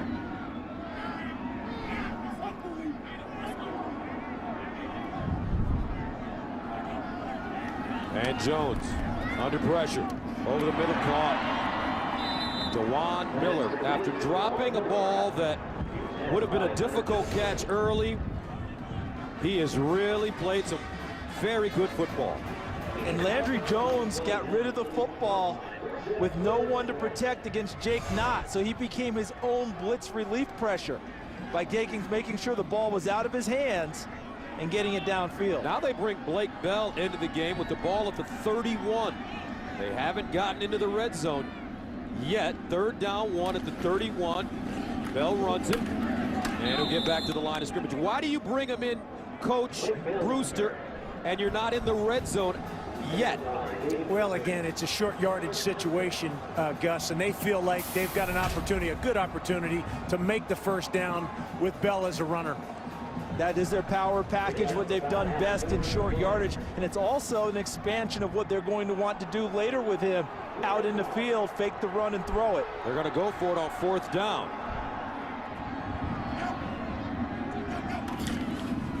Bell runs it and picks up the first. I don't know, Charles, and not to second guess Coach Heupel or Coach Stoops, but a quarterback like... And this look familiar to you before we get to there, Gus? Does this play look like something we've seen already today? The 2 touchdown runs by Bell, same play. Is that really what you want to do, to take a guy like Landry Jones out of the game? They've been doing this throughout the year, and this is the first package they found where they've been comfortable in short yardage and goal line. All year they've struggled in short yardage and goal line, trying to run it, figuring it out. This is the package that's worked best for them. And Finch fumbled. Iowa State with the football, and Oklahoma turns it over, but that's the problem. 2 different quarterbacks handling the football, and things can happen sometimes. A different feel, although a great play by Iowa State. Cyclones with it. Nice job by Jake McDonough to force that fumble. Taryn Benton, who recovered it, number 22 on the bench. Iowa State now with the football at the 22. Cyclones have turned it over 4 times. Sooners have turned it over twice. Barnett. And false start. False start. Offense, number 72. 5-yard penalty. First down. Kelechi Osemele, the star left tackle.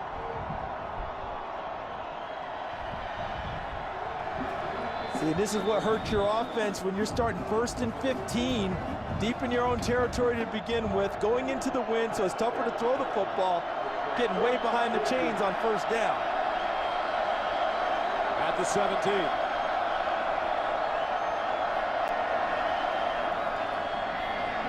And this one thrown up the sideline, incomplete. Intended for Darius Reynolds. Nice coverage by Jamel Fleming on the sideline, pins him to the sideline with his hip. He's going to take a perfect throw to get there and make it. Reynolds reaching up with one hand, unable to haul it in. Second down and 15. .130 yards of total offense for Iowa State. Oklahoma 349. And they hand it off straight ahead, and a lot of running room for Hollis as he picks up 13 on 2nd and 15. Aaron Colvin stopping him from getting the first down. Nice run by Duck Hollis, because now it makes it 3rd and manageable. Cyclones need 2.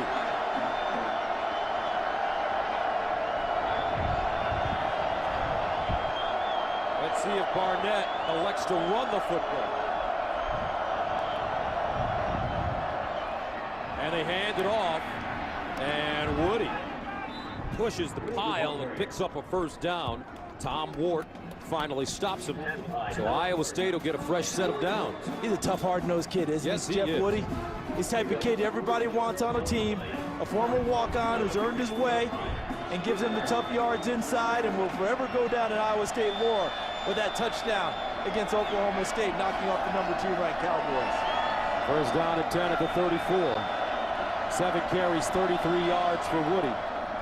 They give it to him again, and Woody breaks it big. He'll pick up at least 12 on the play. Make it 13. And this is an example of a running back understanding who he is. One cut, upfield, straight ahead, get all you can out of it. First down to the 47. Hollis back in.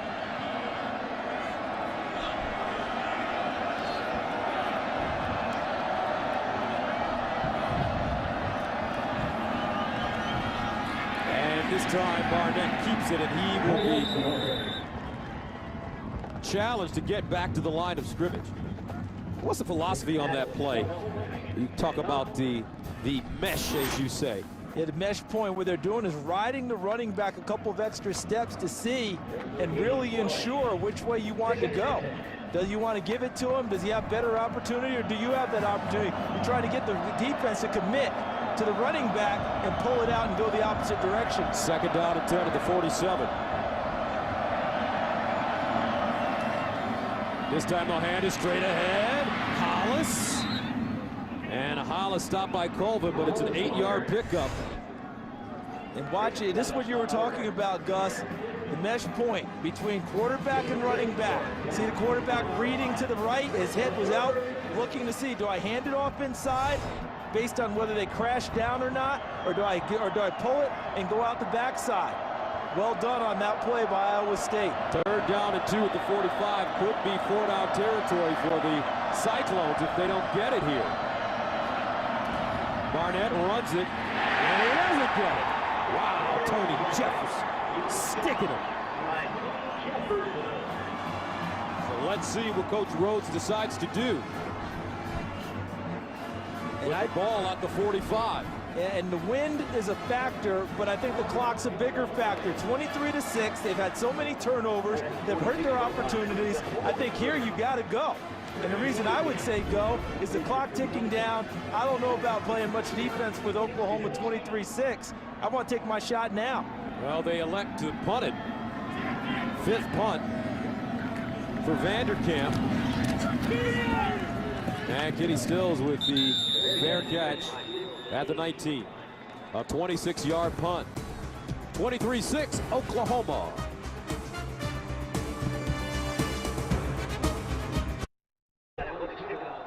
Next week, 2 of the most storied conferences in college football culminate their seasons with 2 epic championship games for the first time in their history, and Fox Sports will bring them to you on back-to-back nights. The Pac-12 championship game Friday, December 2nd, and the Pac-10, the Big Ten championship game is Saturday, December 3rd, and both games are only on Fox Sports. So Paul Rhodes electing to play it safe and punt the ball away. Oklahoma has it at the 20. Landry Jones goes deep. Miller, incomplete. Let's go downstairs to Coach Brewster. Coach Brewster, your thoughts on that 4th and 2 in which Coach Rhodes elected to punt the ball? Gus, I didn't agree with the decision. I don't think there's going to be many more possessions. They're down 23-6. It's all about the message you're sending to your team. Guys, 4th and 2, let's give the ball to Jeff Woody and go get 2 yards. Second down and 10 to the 19. Here's a handoff. Williams trying to get outside. Tell you what, though, Coach Brewster, this Iowa State squad, scrappy. One of their signature sayings is all in, and I guess you have to credit their head coach for the way this team plays and competes. You really do, Gus. Paul Rhodes has done as good a job as anybody in America. He maximizes the potential of his team every game. Third down and 7 to the 22. Jones needs 7 yards. And Finch will get him 8. Dion Broomfield with the tackle, but Roy Finch has been very good at doing a little bit of everything, Charles, this afternoon. And they keep worrying about his size, listed at 5'7", about 166 to 170 pounds, but he keeps producing. Intended for Finch. That ball knocked away. A.J. Klein, I believe, got a hand on it. See, I was in total agreement with Coach Brewster about them going for it there, all right, instead of punting it away. But if A.J. Klein comes up with that play, that's when Paul Rhodes would have said, this is why I punted it. I want to play field position. My defense has been fighting and scrapping. I want to give them an opportunity. 2nd down and 10 at the 30-yard line. Brandon Williams lines up behind Landry Jones. Twins at the bottom. Jones drops it off. Kenny Stills. And Kenny Stills roughed up by A.J. Klein after a 7-yard gain. Brings up 3rd down and 3.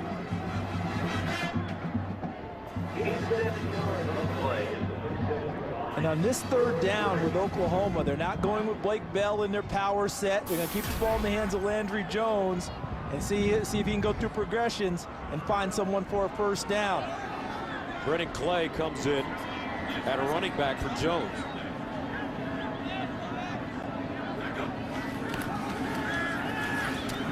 Jones incomplete. Maybe Paul Rhodes was right. Oklahoma will punt it away. James Hanna, the tight end, the intended receiver. Looked like nice coverage by Jake Knott, number 20. Their all-star linebacker sits right in his hip pocket and takes away the arm and knocks it away.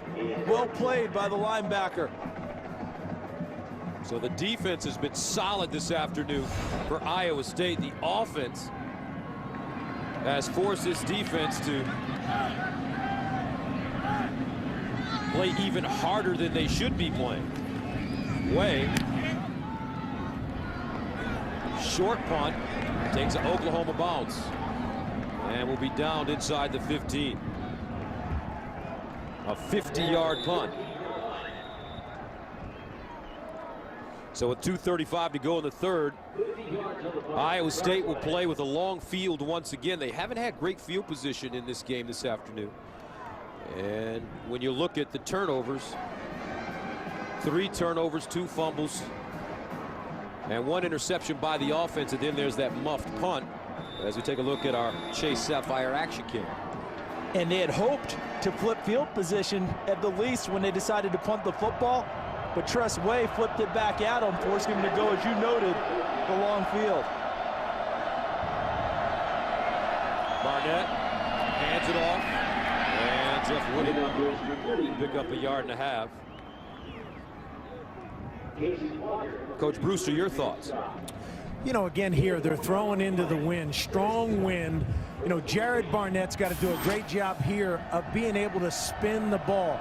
You know, we've talked about being able to throw it. He's got to be able to get the ball spun into the wind. 2nd down and 9 at the 14.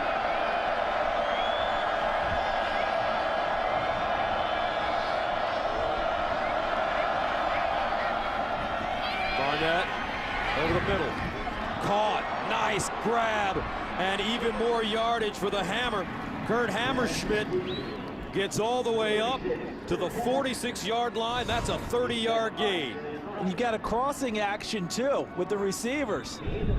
See, it looks like Gary underneath, but he had Hammerschmidt the whole way and catches him for a nice 1st down. Coach Brewster has talked about spinning it into the wind. You got to have that tight revolution on the ball, and Jared Barnett had that for the 1st down. So a 1st down for Iowa State. Woody running. And Jeff Woody has carried the load for the Cyclones this afternoon. 10 carries, 52 yards. Frank Alexander there to bring him down. Not only do you want a kid like this on your team, when he comes out of college, you want him in your company, working for you somewhere. Because you know the work ethic and the production you're going to get is going to be terrific. 2nd down and 6 at the 48. Hollis lines up in the backfield. And they hand it to him. And he slips and falls down. in front of Aaron Colvin. So impressed, Charles, in my first year calling college football in about 17 years with how hard these kids work both on and off the field and how well they're coached by these gentlemen that look after them every day. And it's such a full-time job, really, when you get down to it. The off-season that you used to have where you didn't do a whole lot and come back in August and see them, that doesn't exist anymore. These kids are working at it almost every day throughout the year. On 3rd down and 4, Barnett steps up, drops it off, and it should be a first down for Darius Reynolds. Tony Jefferson has really done a nice job of tackling in the open field, but this time Reynolds picks up the first down. Good job of Reynolds understanding where the first down line was and throwing his body in that direction despite the nice tackle. That should take us to the end of the 3rd quarter. With the score, Oklahoma 23, Iowa State 6. The FX College Football Game of the Week will be back after these messages.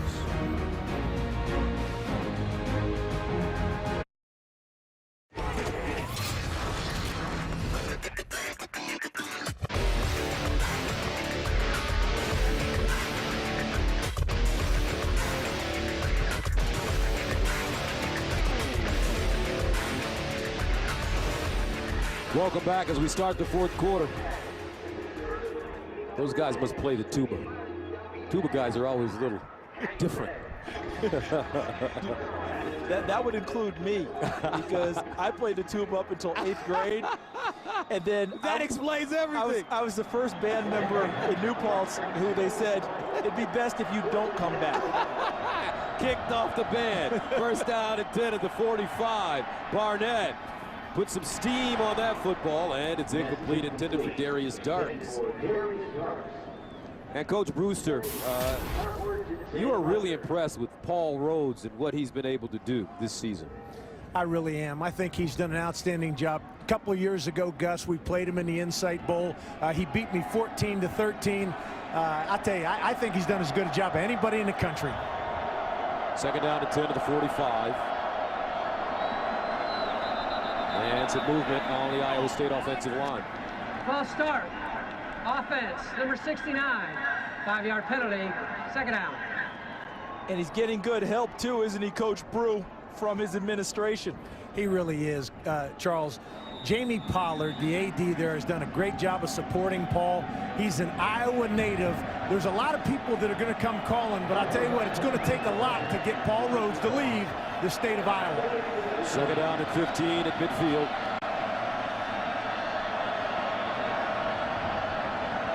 Right now, Coach Rhodes' offense just unable to get anything going. Barnett looking. Oh, an incomplete. Hammerschmidt again, the intended receiver. We talked about it in the first half, Gus. Jared Barnett is going to be a really top-notch quarterback. I think he's pretty good already. But this is the next step. He's got to complete throws like that. I mean, that's an open receiver that you got to put the football on to help your drives continue. 3rd down and 15 at midfield.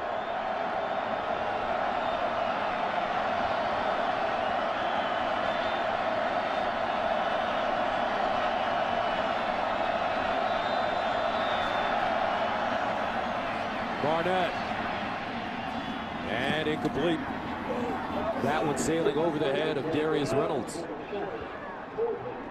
All game, Oklahoma's shown heavy blitz on these passing downs, and more times than not, they backed off of it. That essentially was a 2-man rush, and everyone else dropping into coverage. There's Brent Venables, the D coordinator. You won't see a more fiery coach in all of college football. 6th punt for Vanderkamp. Kenny Stills lets it go over his head and into the end zone for a touchback. The 50-yard punt with a net of 30 yards. Back to Norman right after this.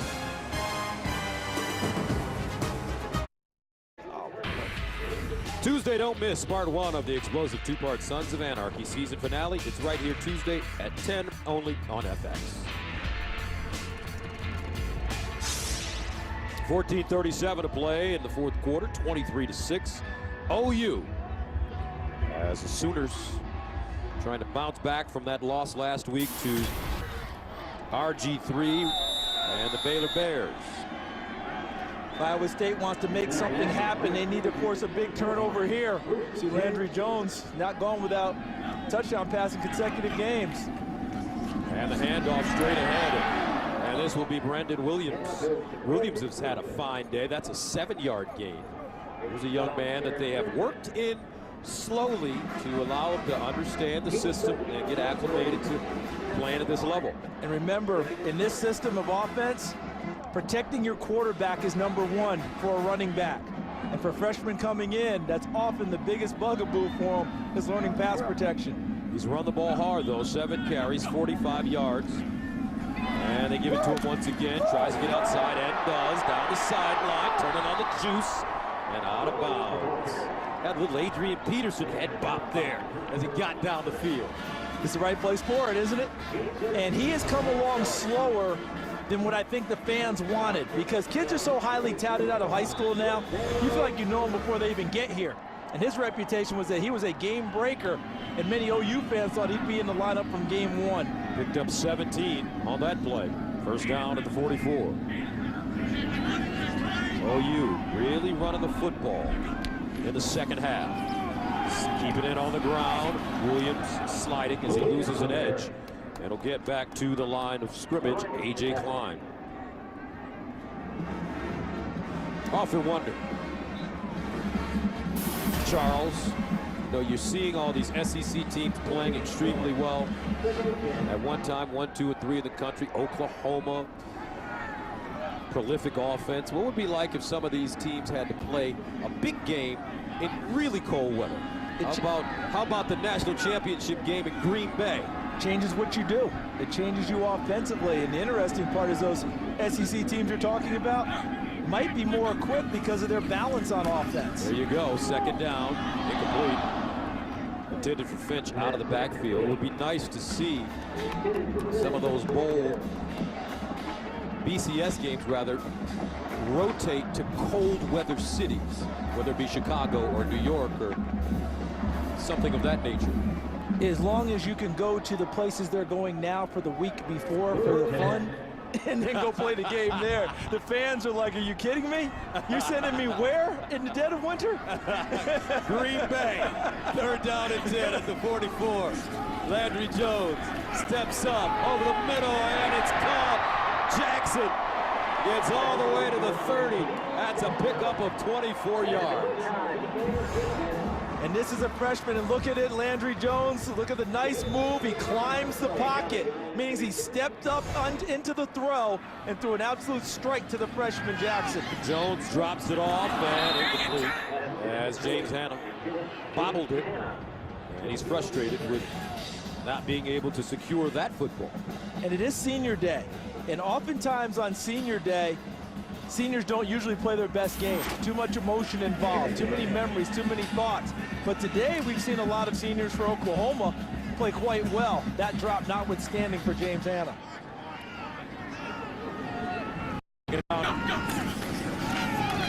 Finch. Woo! Oh, Roy Finch.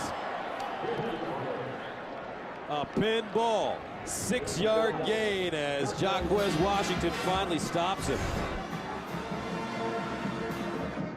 A little skip step there. Nice move he lays on Jake McDonough, the defensive tackle, before getting it upfield for additional yardage. Third down and 4 at the 26-yard line.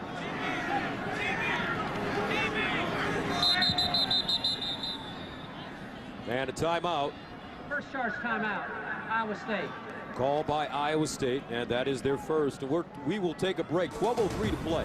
Fourth quarter, Oklahoma with a 23-6 lead.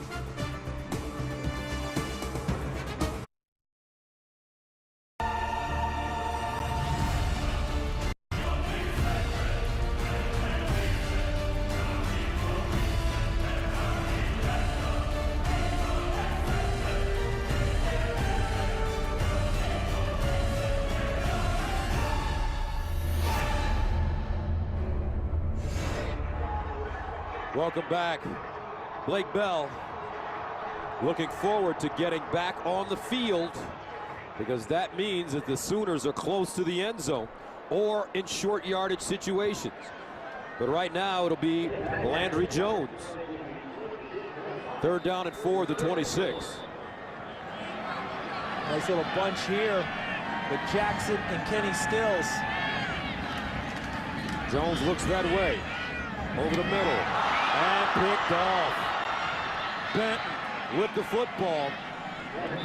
And Taryn Benton plucks it out of the air. Jackson can't hold on. And we have a turnover with 11:53 to go in the 4th quarter. The 3rd turnover of the day for OU. And the #1 selling point on Camille Jackson, his hands. They raved about him this summer. And on that play, he tips it up for Taryn Benton, who goes to the football and picks it off. Benton, remember, had that key interception in the 2nd overtime in their big win against Oklahoma State. So 4 turnovers for Iowa State, 3 turnovers for OU. And the Cyclones have it at their own 10. This ball caught by Reynolds. And he'll get out of bounds as he crosses the 15, gets up to the 17. Gain of 7. DeMontre Hurst there defensively for the Sooners.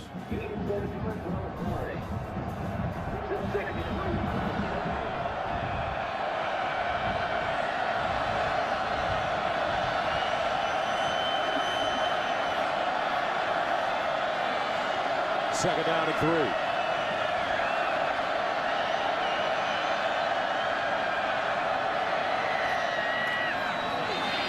Quarterback draw for Jared Barnett. And Barnett, maybe 2 on the play.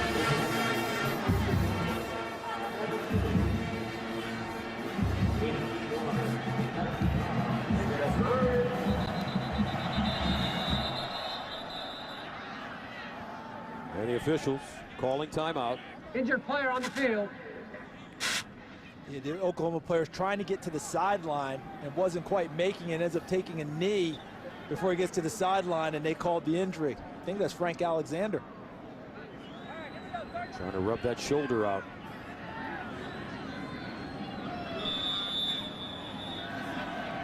Another wonderful game from Frank Alexander. 3rd down and short. Cyclones need a yard. Woody. And he will get the 1st down. Jeff Woody, such a tough tackle-to-tackle runner. Dependable, isn't he? Yes, he is. Sure-handed. Knows what he's doing, gets his head, gets everything he can out of his talent. You know, he had 61 rushing yards against Kansas. 47 of them came in the final 247 as they were trying to lock that game down. 1st down to the 22. Barnett stepping up, and he's taken down from behind. Tony Jefferson, as well as Corey Nelson, who made the tackle there, have been 2 players that we've been talking about an awful lot on this Sooner defense. Corey Nelson was playing behind Travis Lewis, and in the spring, he got a lot of work. They said he was their best player and started the opener when Lewis was hurt. He's a terrific player. Tony Jefferson at a variety of positions, a true hybrid, has played at an All-America level all year long. 2nd down and 10 to the 22-yard line.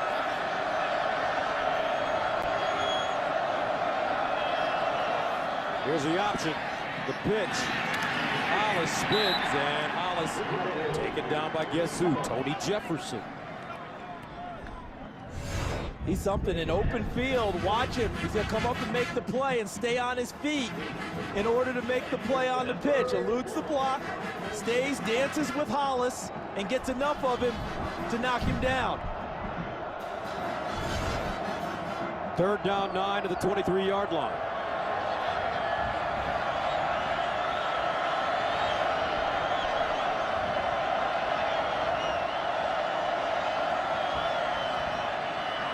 And to the sideline. Incomplete, intended for Reynolds. Dangerous throw. As Jamel Fleming, who they feel is a legitimate professional corner. down the road. He was in the vicinity. That drive on the football, he's in great position. Ball's thrown low and away. He missed a couple of games with a knee injury. But remember the game he played against Texas earlier this year with 13 tackles, ripped the ball away from a receiver and took it the other way for a touchdown. Kenny Stills back deep, and he'll get a chance to run it. Stills over the 40 up to the 44. A 40-yard punt and a 6-yard return. Jeff Woody with the tackle on special teams.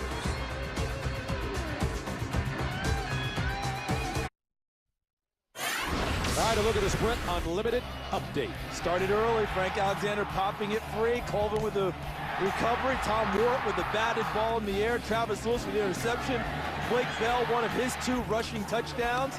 There's the second one, same play.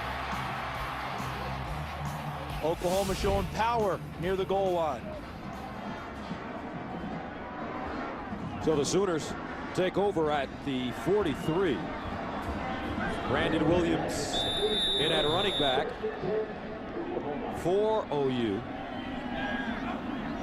Sooners really committed to running the football as Williams finds more space and picks up a first down.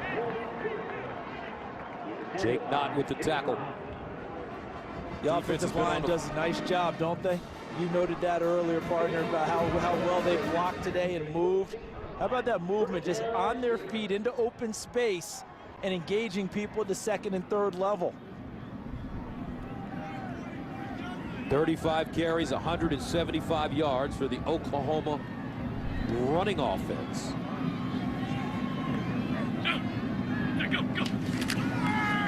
Here's a reverse, a double reverse. Franks around the corner.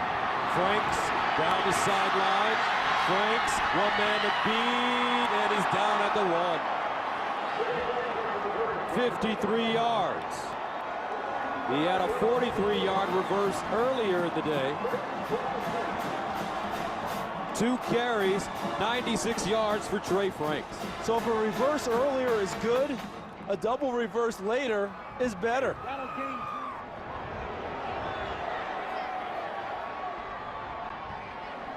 So the Sooners have the football at the Iowa State 1. First down and goal. They bring Blake Bell into the game for short yardage. Guess what's coming? And Bell runs it maybe back to the line of scrimmage. Jake Knott, first man 2. I thought he had it if he just follows the fullback to the line of scrimmage. Both fullbacks to the right side. He cut it back into traffic. Stays with the fullbacks and burrows. I think he's got it because that's the same play we keep seeing. 2 fullbacks, power. Let's see if they run any type of a counter off of it now.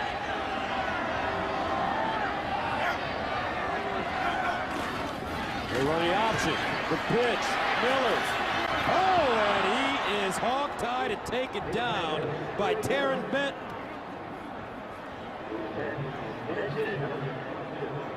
Oklahoma getting fancy, and Iowa State makes the play on this play. Benton coming from the corner position. This is really well played because he sees it coming. They've run that power set so many times.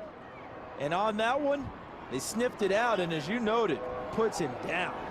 Landry Jones back in the game. 3rd down goal at the 4. Jones pumps and incomplete. Intended for Trent Rattery. And that'll bring on Michael Honeycutt again. Oklahoma stalling in the red zone on this trip.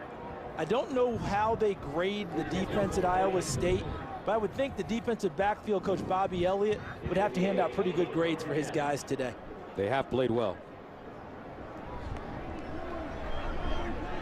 So Michael Honeycutt in to attempt a 21-yarder. He's good for 20, 27, and 36, 3 for 3. And make it 4 for 4. 6:48 to play in the 4th quarter. OU. Double reverse. Sooners take a 26-6 lead.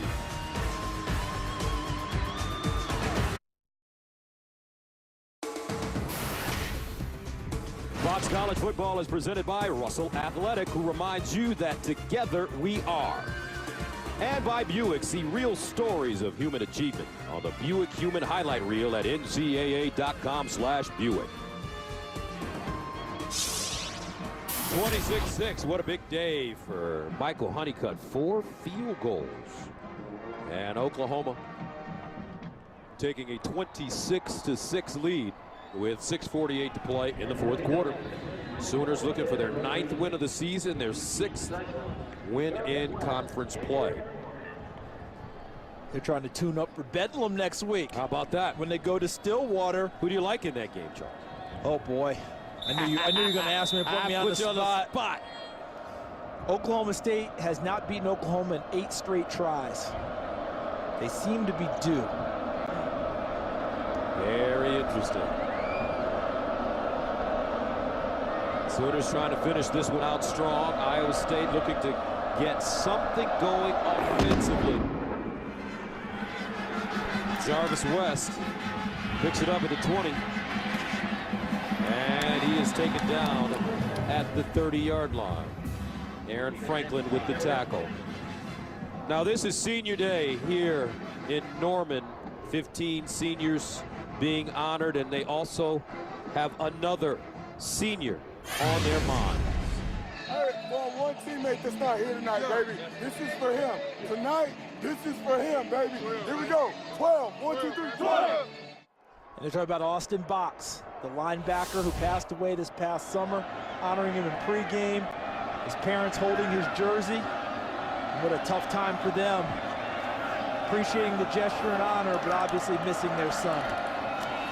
First down and 10 to the 31. Barnett firing to the sideline, incomplete. Intended for Aaron Horn. A lot of very good young quarterbacks. Emerging quarterbacks in this Big 12 conference as you look at the remembering of Austin Box. Marcus McFarland, the defensive tackle, wearing the jersey today. A defender would wear it every game, and that was decided by Travis Lewis and Landry Jones, who wears number 12 on offense every week. Second down and 10 at the 31. And a handoff to Woody. As Frank Alexander stops him. Are we talking about some of the young quarterbacks in the conference? If you look at this kid here, Jared Barnett, James Franklin at Missouri, although they are leaving to head to the SEC. Seth Dagey at Texas Tech. Very good.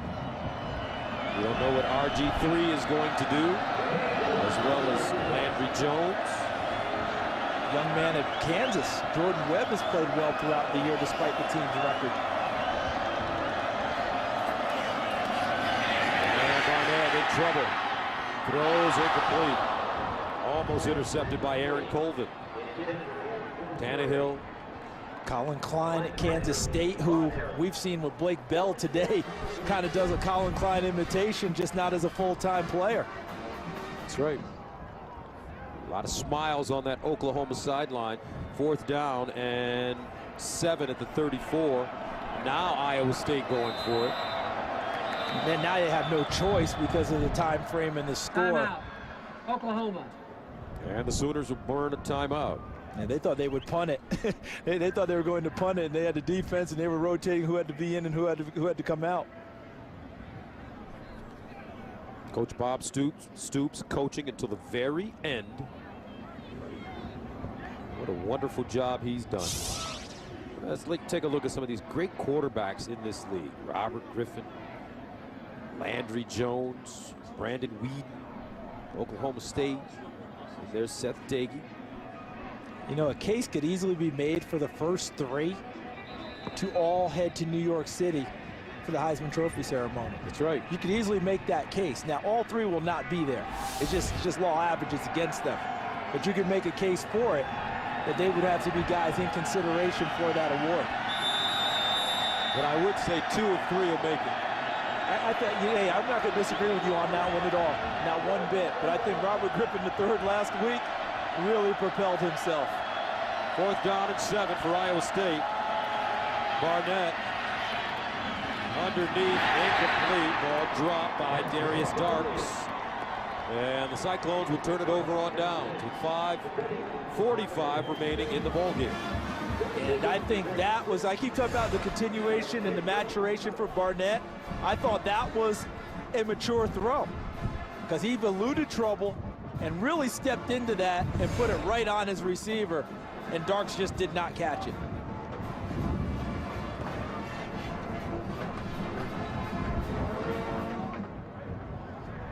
So with 5:45 remaining in the 4th, Oklahoma, the 9th-ranked team in the country. Sooners taking the field. Landry Jones,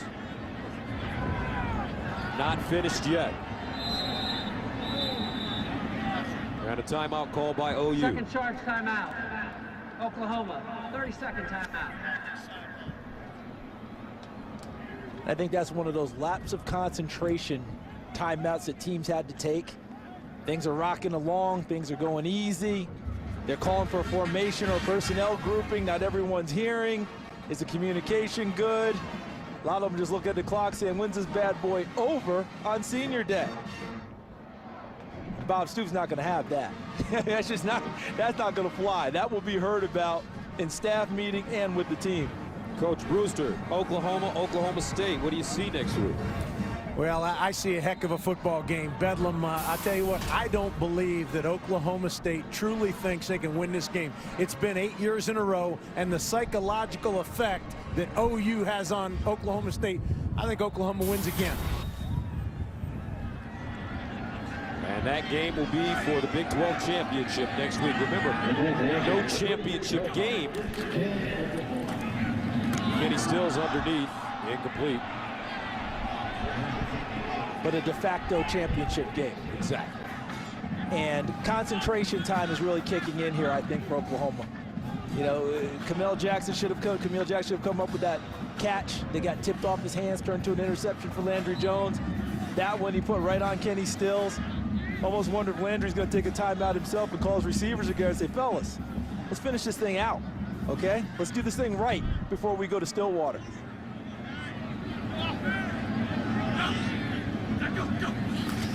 And the handoff, Roy Finch. Finch has played really hard football this afternoon. As Lang makes the tackles along with A.J. Klein. Roy Finch, hard-nosed little player. So versatile. Use him as a running back, use him in the slot to catch passes. They talked about with his size, less than 170 pounds, they wanted to limit the touches. They wanted to try to keep the 25 or below. One game I know he touched it 26 times, so that blew that out of the water.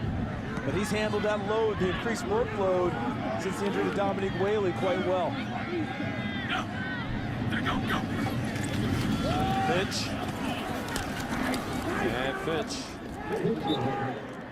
taken down by Jake Knott after a 1-yard pickup. Makes it 4th down and 4. With 4:45 and counting to go. Ball placed at around the 28-yard line.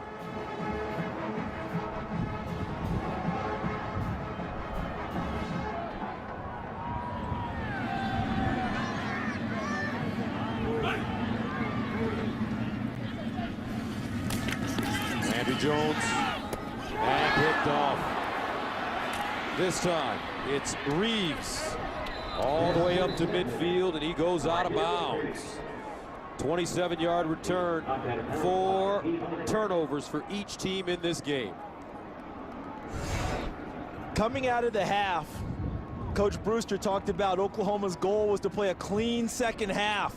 We have not seen that on the offensive side. Jeremy Reeves picks off Landry Jones to end another drive for Oklahoma.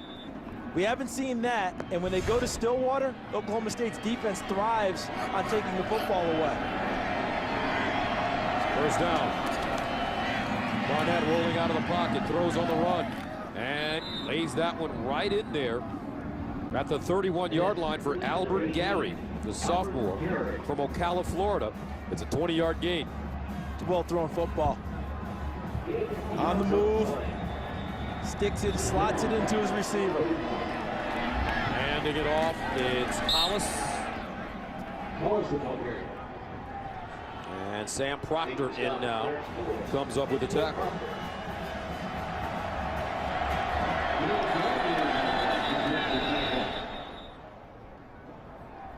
Final timeout. Oklahoma, 30-second timeout. 3:52 to play in the fourth, 26-6, OU. How about for Iowa State? As you look at the Cyclones wrapping up the season. Bowl eligible for the second time in 3 years, which is very impressive. Picked off another team that they shouldn't have beat, quote unquote. Another upset, the biggest one of all, being Oklahoma State, where they have 56 or 65-2 in their history versus teams ranked in the top 6 in the country. Also, remember they beat Texas Tech after Texas Tech beat this Oklahoma team. Texas Tech beats Oklahoma and has a home game with Iowa State the next week. All the momentum, and Iowa State goes down there and beats them 41-7. Texas Tech hasn't won a game since. That's right. The last win was here at OU, and Texas and Iowa State started that slide. Second down and 1 at the 22.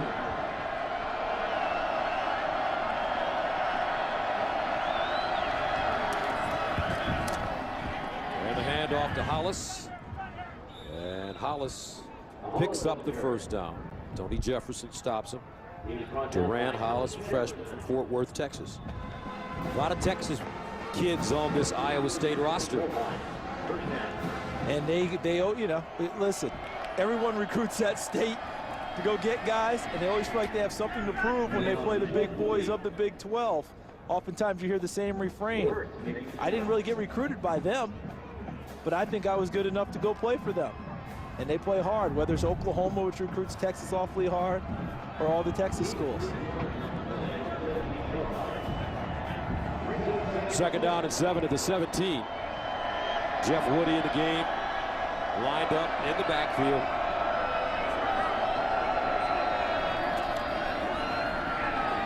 Barnett underneath, tried to thread the needle. Intended for Jarvis West, and he was triple covered. And Oklahoma's offense down the stretch has put a little extra pressure on the defense. They've got plenty of cushion in terms of score, but they've been back on the field on sudden change a few times here in the second half, where they've gone to the bench and they're relaxing, and all of a sudden you hear sudden change, and you're right back out on the field. They're like, again? And Iowa State's capitalizing this time with their drive. Barnett decides to run and is tackled hard by Tom Ward. And there's an injured player on the field. And that may be Alexander again with the shoulder. Frank Alexander had that shoulder rubbed out earlier.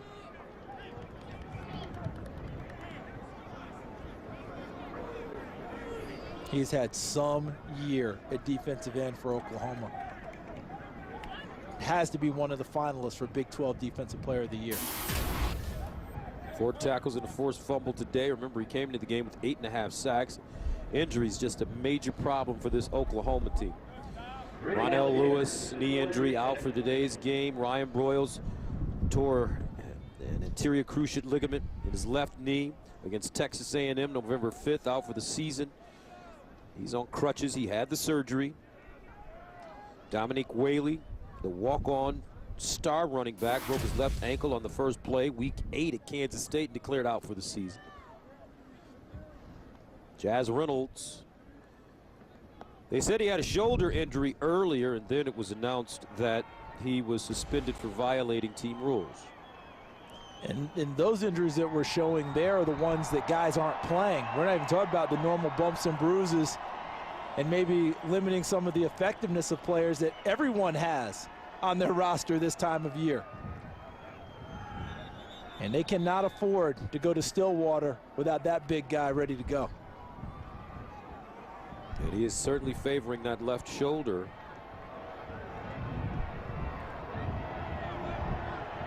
Frank Alexander had his best game last week.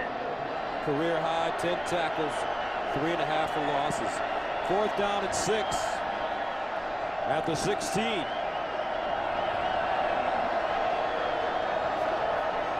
Barnett throwing in the end zone.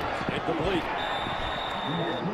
And the Cyclones turn it over on downs. Heavy dose of throwing in the offseason for Jared Barnett. He's going to get plenty of work. Have himself ready to go in the spring. Another missed opportunity there with a receiver going down the middle. And the ball sails a little bit too far. Very impressed with him. You can see where the areas of improvement are for Jared Barnett, and it'll be fun to watch, Gus, over the years to see that kid keep improving. So the Sooners offense come back on the field. Our 1st and 10 line is brought to you by Russell Athletic. Landry Jones and OU will start with 2:26 to play, and the ball at the 16. The handoff, Roy Finch breaks it back. Finch, and he picks up a 1st down.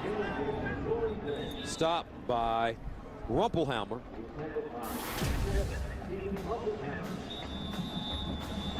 The turnover's a story today. Oklahoma with 4, and Iowa State with 4. But not as many points off of turnovers as you might expect. You're talking 4 turnovers only turning into 9 points for Oklahoma and just 6 for Iowa State. That's pretty unusual. Well, the Sooners have rushed for 235 yards this afternoon. A combination of Roy Finch, Brandon Williams, Brennan Clay, and Trey Franks on 2 reverses, boosting those numbers. 235 rushing yards, 256 passing yards, close to 500 total on the season. Oklahoma averaging, though, 551 a game, 164 rushing, 387 passing. 2nd down and 7. I think they'd look at the turnover number and think to themselves, without the turnovers, we're rather with our normal number. Give the Iowa State defense, though, some credit. They play some solid football this afternoon. Yeah, I think we've noted that throughout the game, where they've just battled and scratched and clawed, kept them from touchdowns at times, forced field goal attempts. Offense unable to get in gear enough to make the defense's efforts totally pay off. And as Coach Brewster said, is a Paul Rhodes team. They play hard every single snap. Not only do they not have the same bullets, they're not playing with the same gun as some of these other teams in the Big 12. Now, a little bit harder when you're in Ames, Iowa, trying to compete with the Texases and the Oklahomas in your conference. But they've got a big one next week themselves. They get Kansas State, another top team that they're going to play against, that they'll have an opportunity to beat. So Brandon Williams running the football, and that should do it. Oklahoma 26, Iowa State 6. The Sooners improved to 9-2, 6-2 in conference play. Bedlam next week as they travel to Stillwater to take on Oklahoma State. And as for Iowa State, falling to 6-5, 3-5 in the Big 12. Kansas State next week for the Cyclones. 26-6 the final score here in Norman on Senior Day. Good way to close it out for the seniors. Oklahoma rebounding after the loss last week in Waco to Baylor. I just hope that Oklahoma's injuries are healed sufficiently, that they're going at almost full strength to go to Stillwater and play. They'll need Frank Alexander and all the pass rushers. The way the Cowboys fill the air with footballs with Brandon Whedon throwing to a plethora of receivers, not just Justin Blackman. All right, Coach Brew is down on the field with the starting quarterback of the Oklahoma Sooners, Landry Jones. Thank you, Gus. One of the top quarterbacks in the nation, a Heisman Trophy candidate. Tough conditions today. Talk a little bit about your performance today. You know, it was good. There's definitely some plays out there that I missed, you know, but in these conditions, you'll take a win. You'll take the W every time, you know. Just want to thank my teammates and God just for the opportunity to get to play out here, you know. Hey, how about this? How do you feel about being taken out of the game in the Wildcat? Can't you do that? Blake's about 260 pounds, so he's like a tight end back there that can throw it around a little bit. So we'll let him continue to do that. Talk a little bit about what Austin Box means to your football team and what it meant today to play on Senior Day without him. You know, Austin was a selfless guy. He's you know, he's ultimate team guy. Miss him out here. Just wanted to say just thank you for the opportunity that I got to play with you for a while, you know. And Box, I know you're looking down on us right now, and we laid it all out here on the line for you. Landry, thanks a lot. Good luck next week in Bedlam. Appreciate it. Thanks. All right, next week, Fox Sports is proud to bring you 2 historic college football championship games. On Friday, it's the first ever Pac-12 championship game starting at 8 p.m. Eastern, 5 p.m. Pacific. Then on Saturday, the inaugural Big Ten championship game from Indianapolis at 8 p.m. Eastern, 5 Pacific. Both games air live in high definition on your local Fox station. Coming up next after a commercial break, Kevin Frazier and Marcus Allen in the studio for the Russell Athletic postgame show.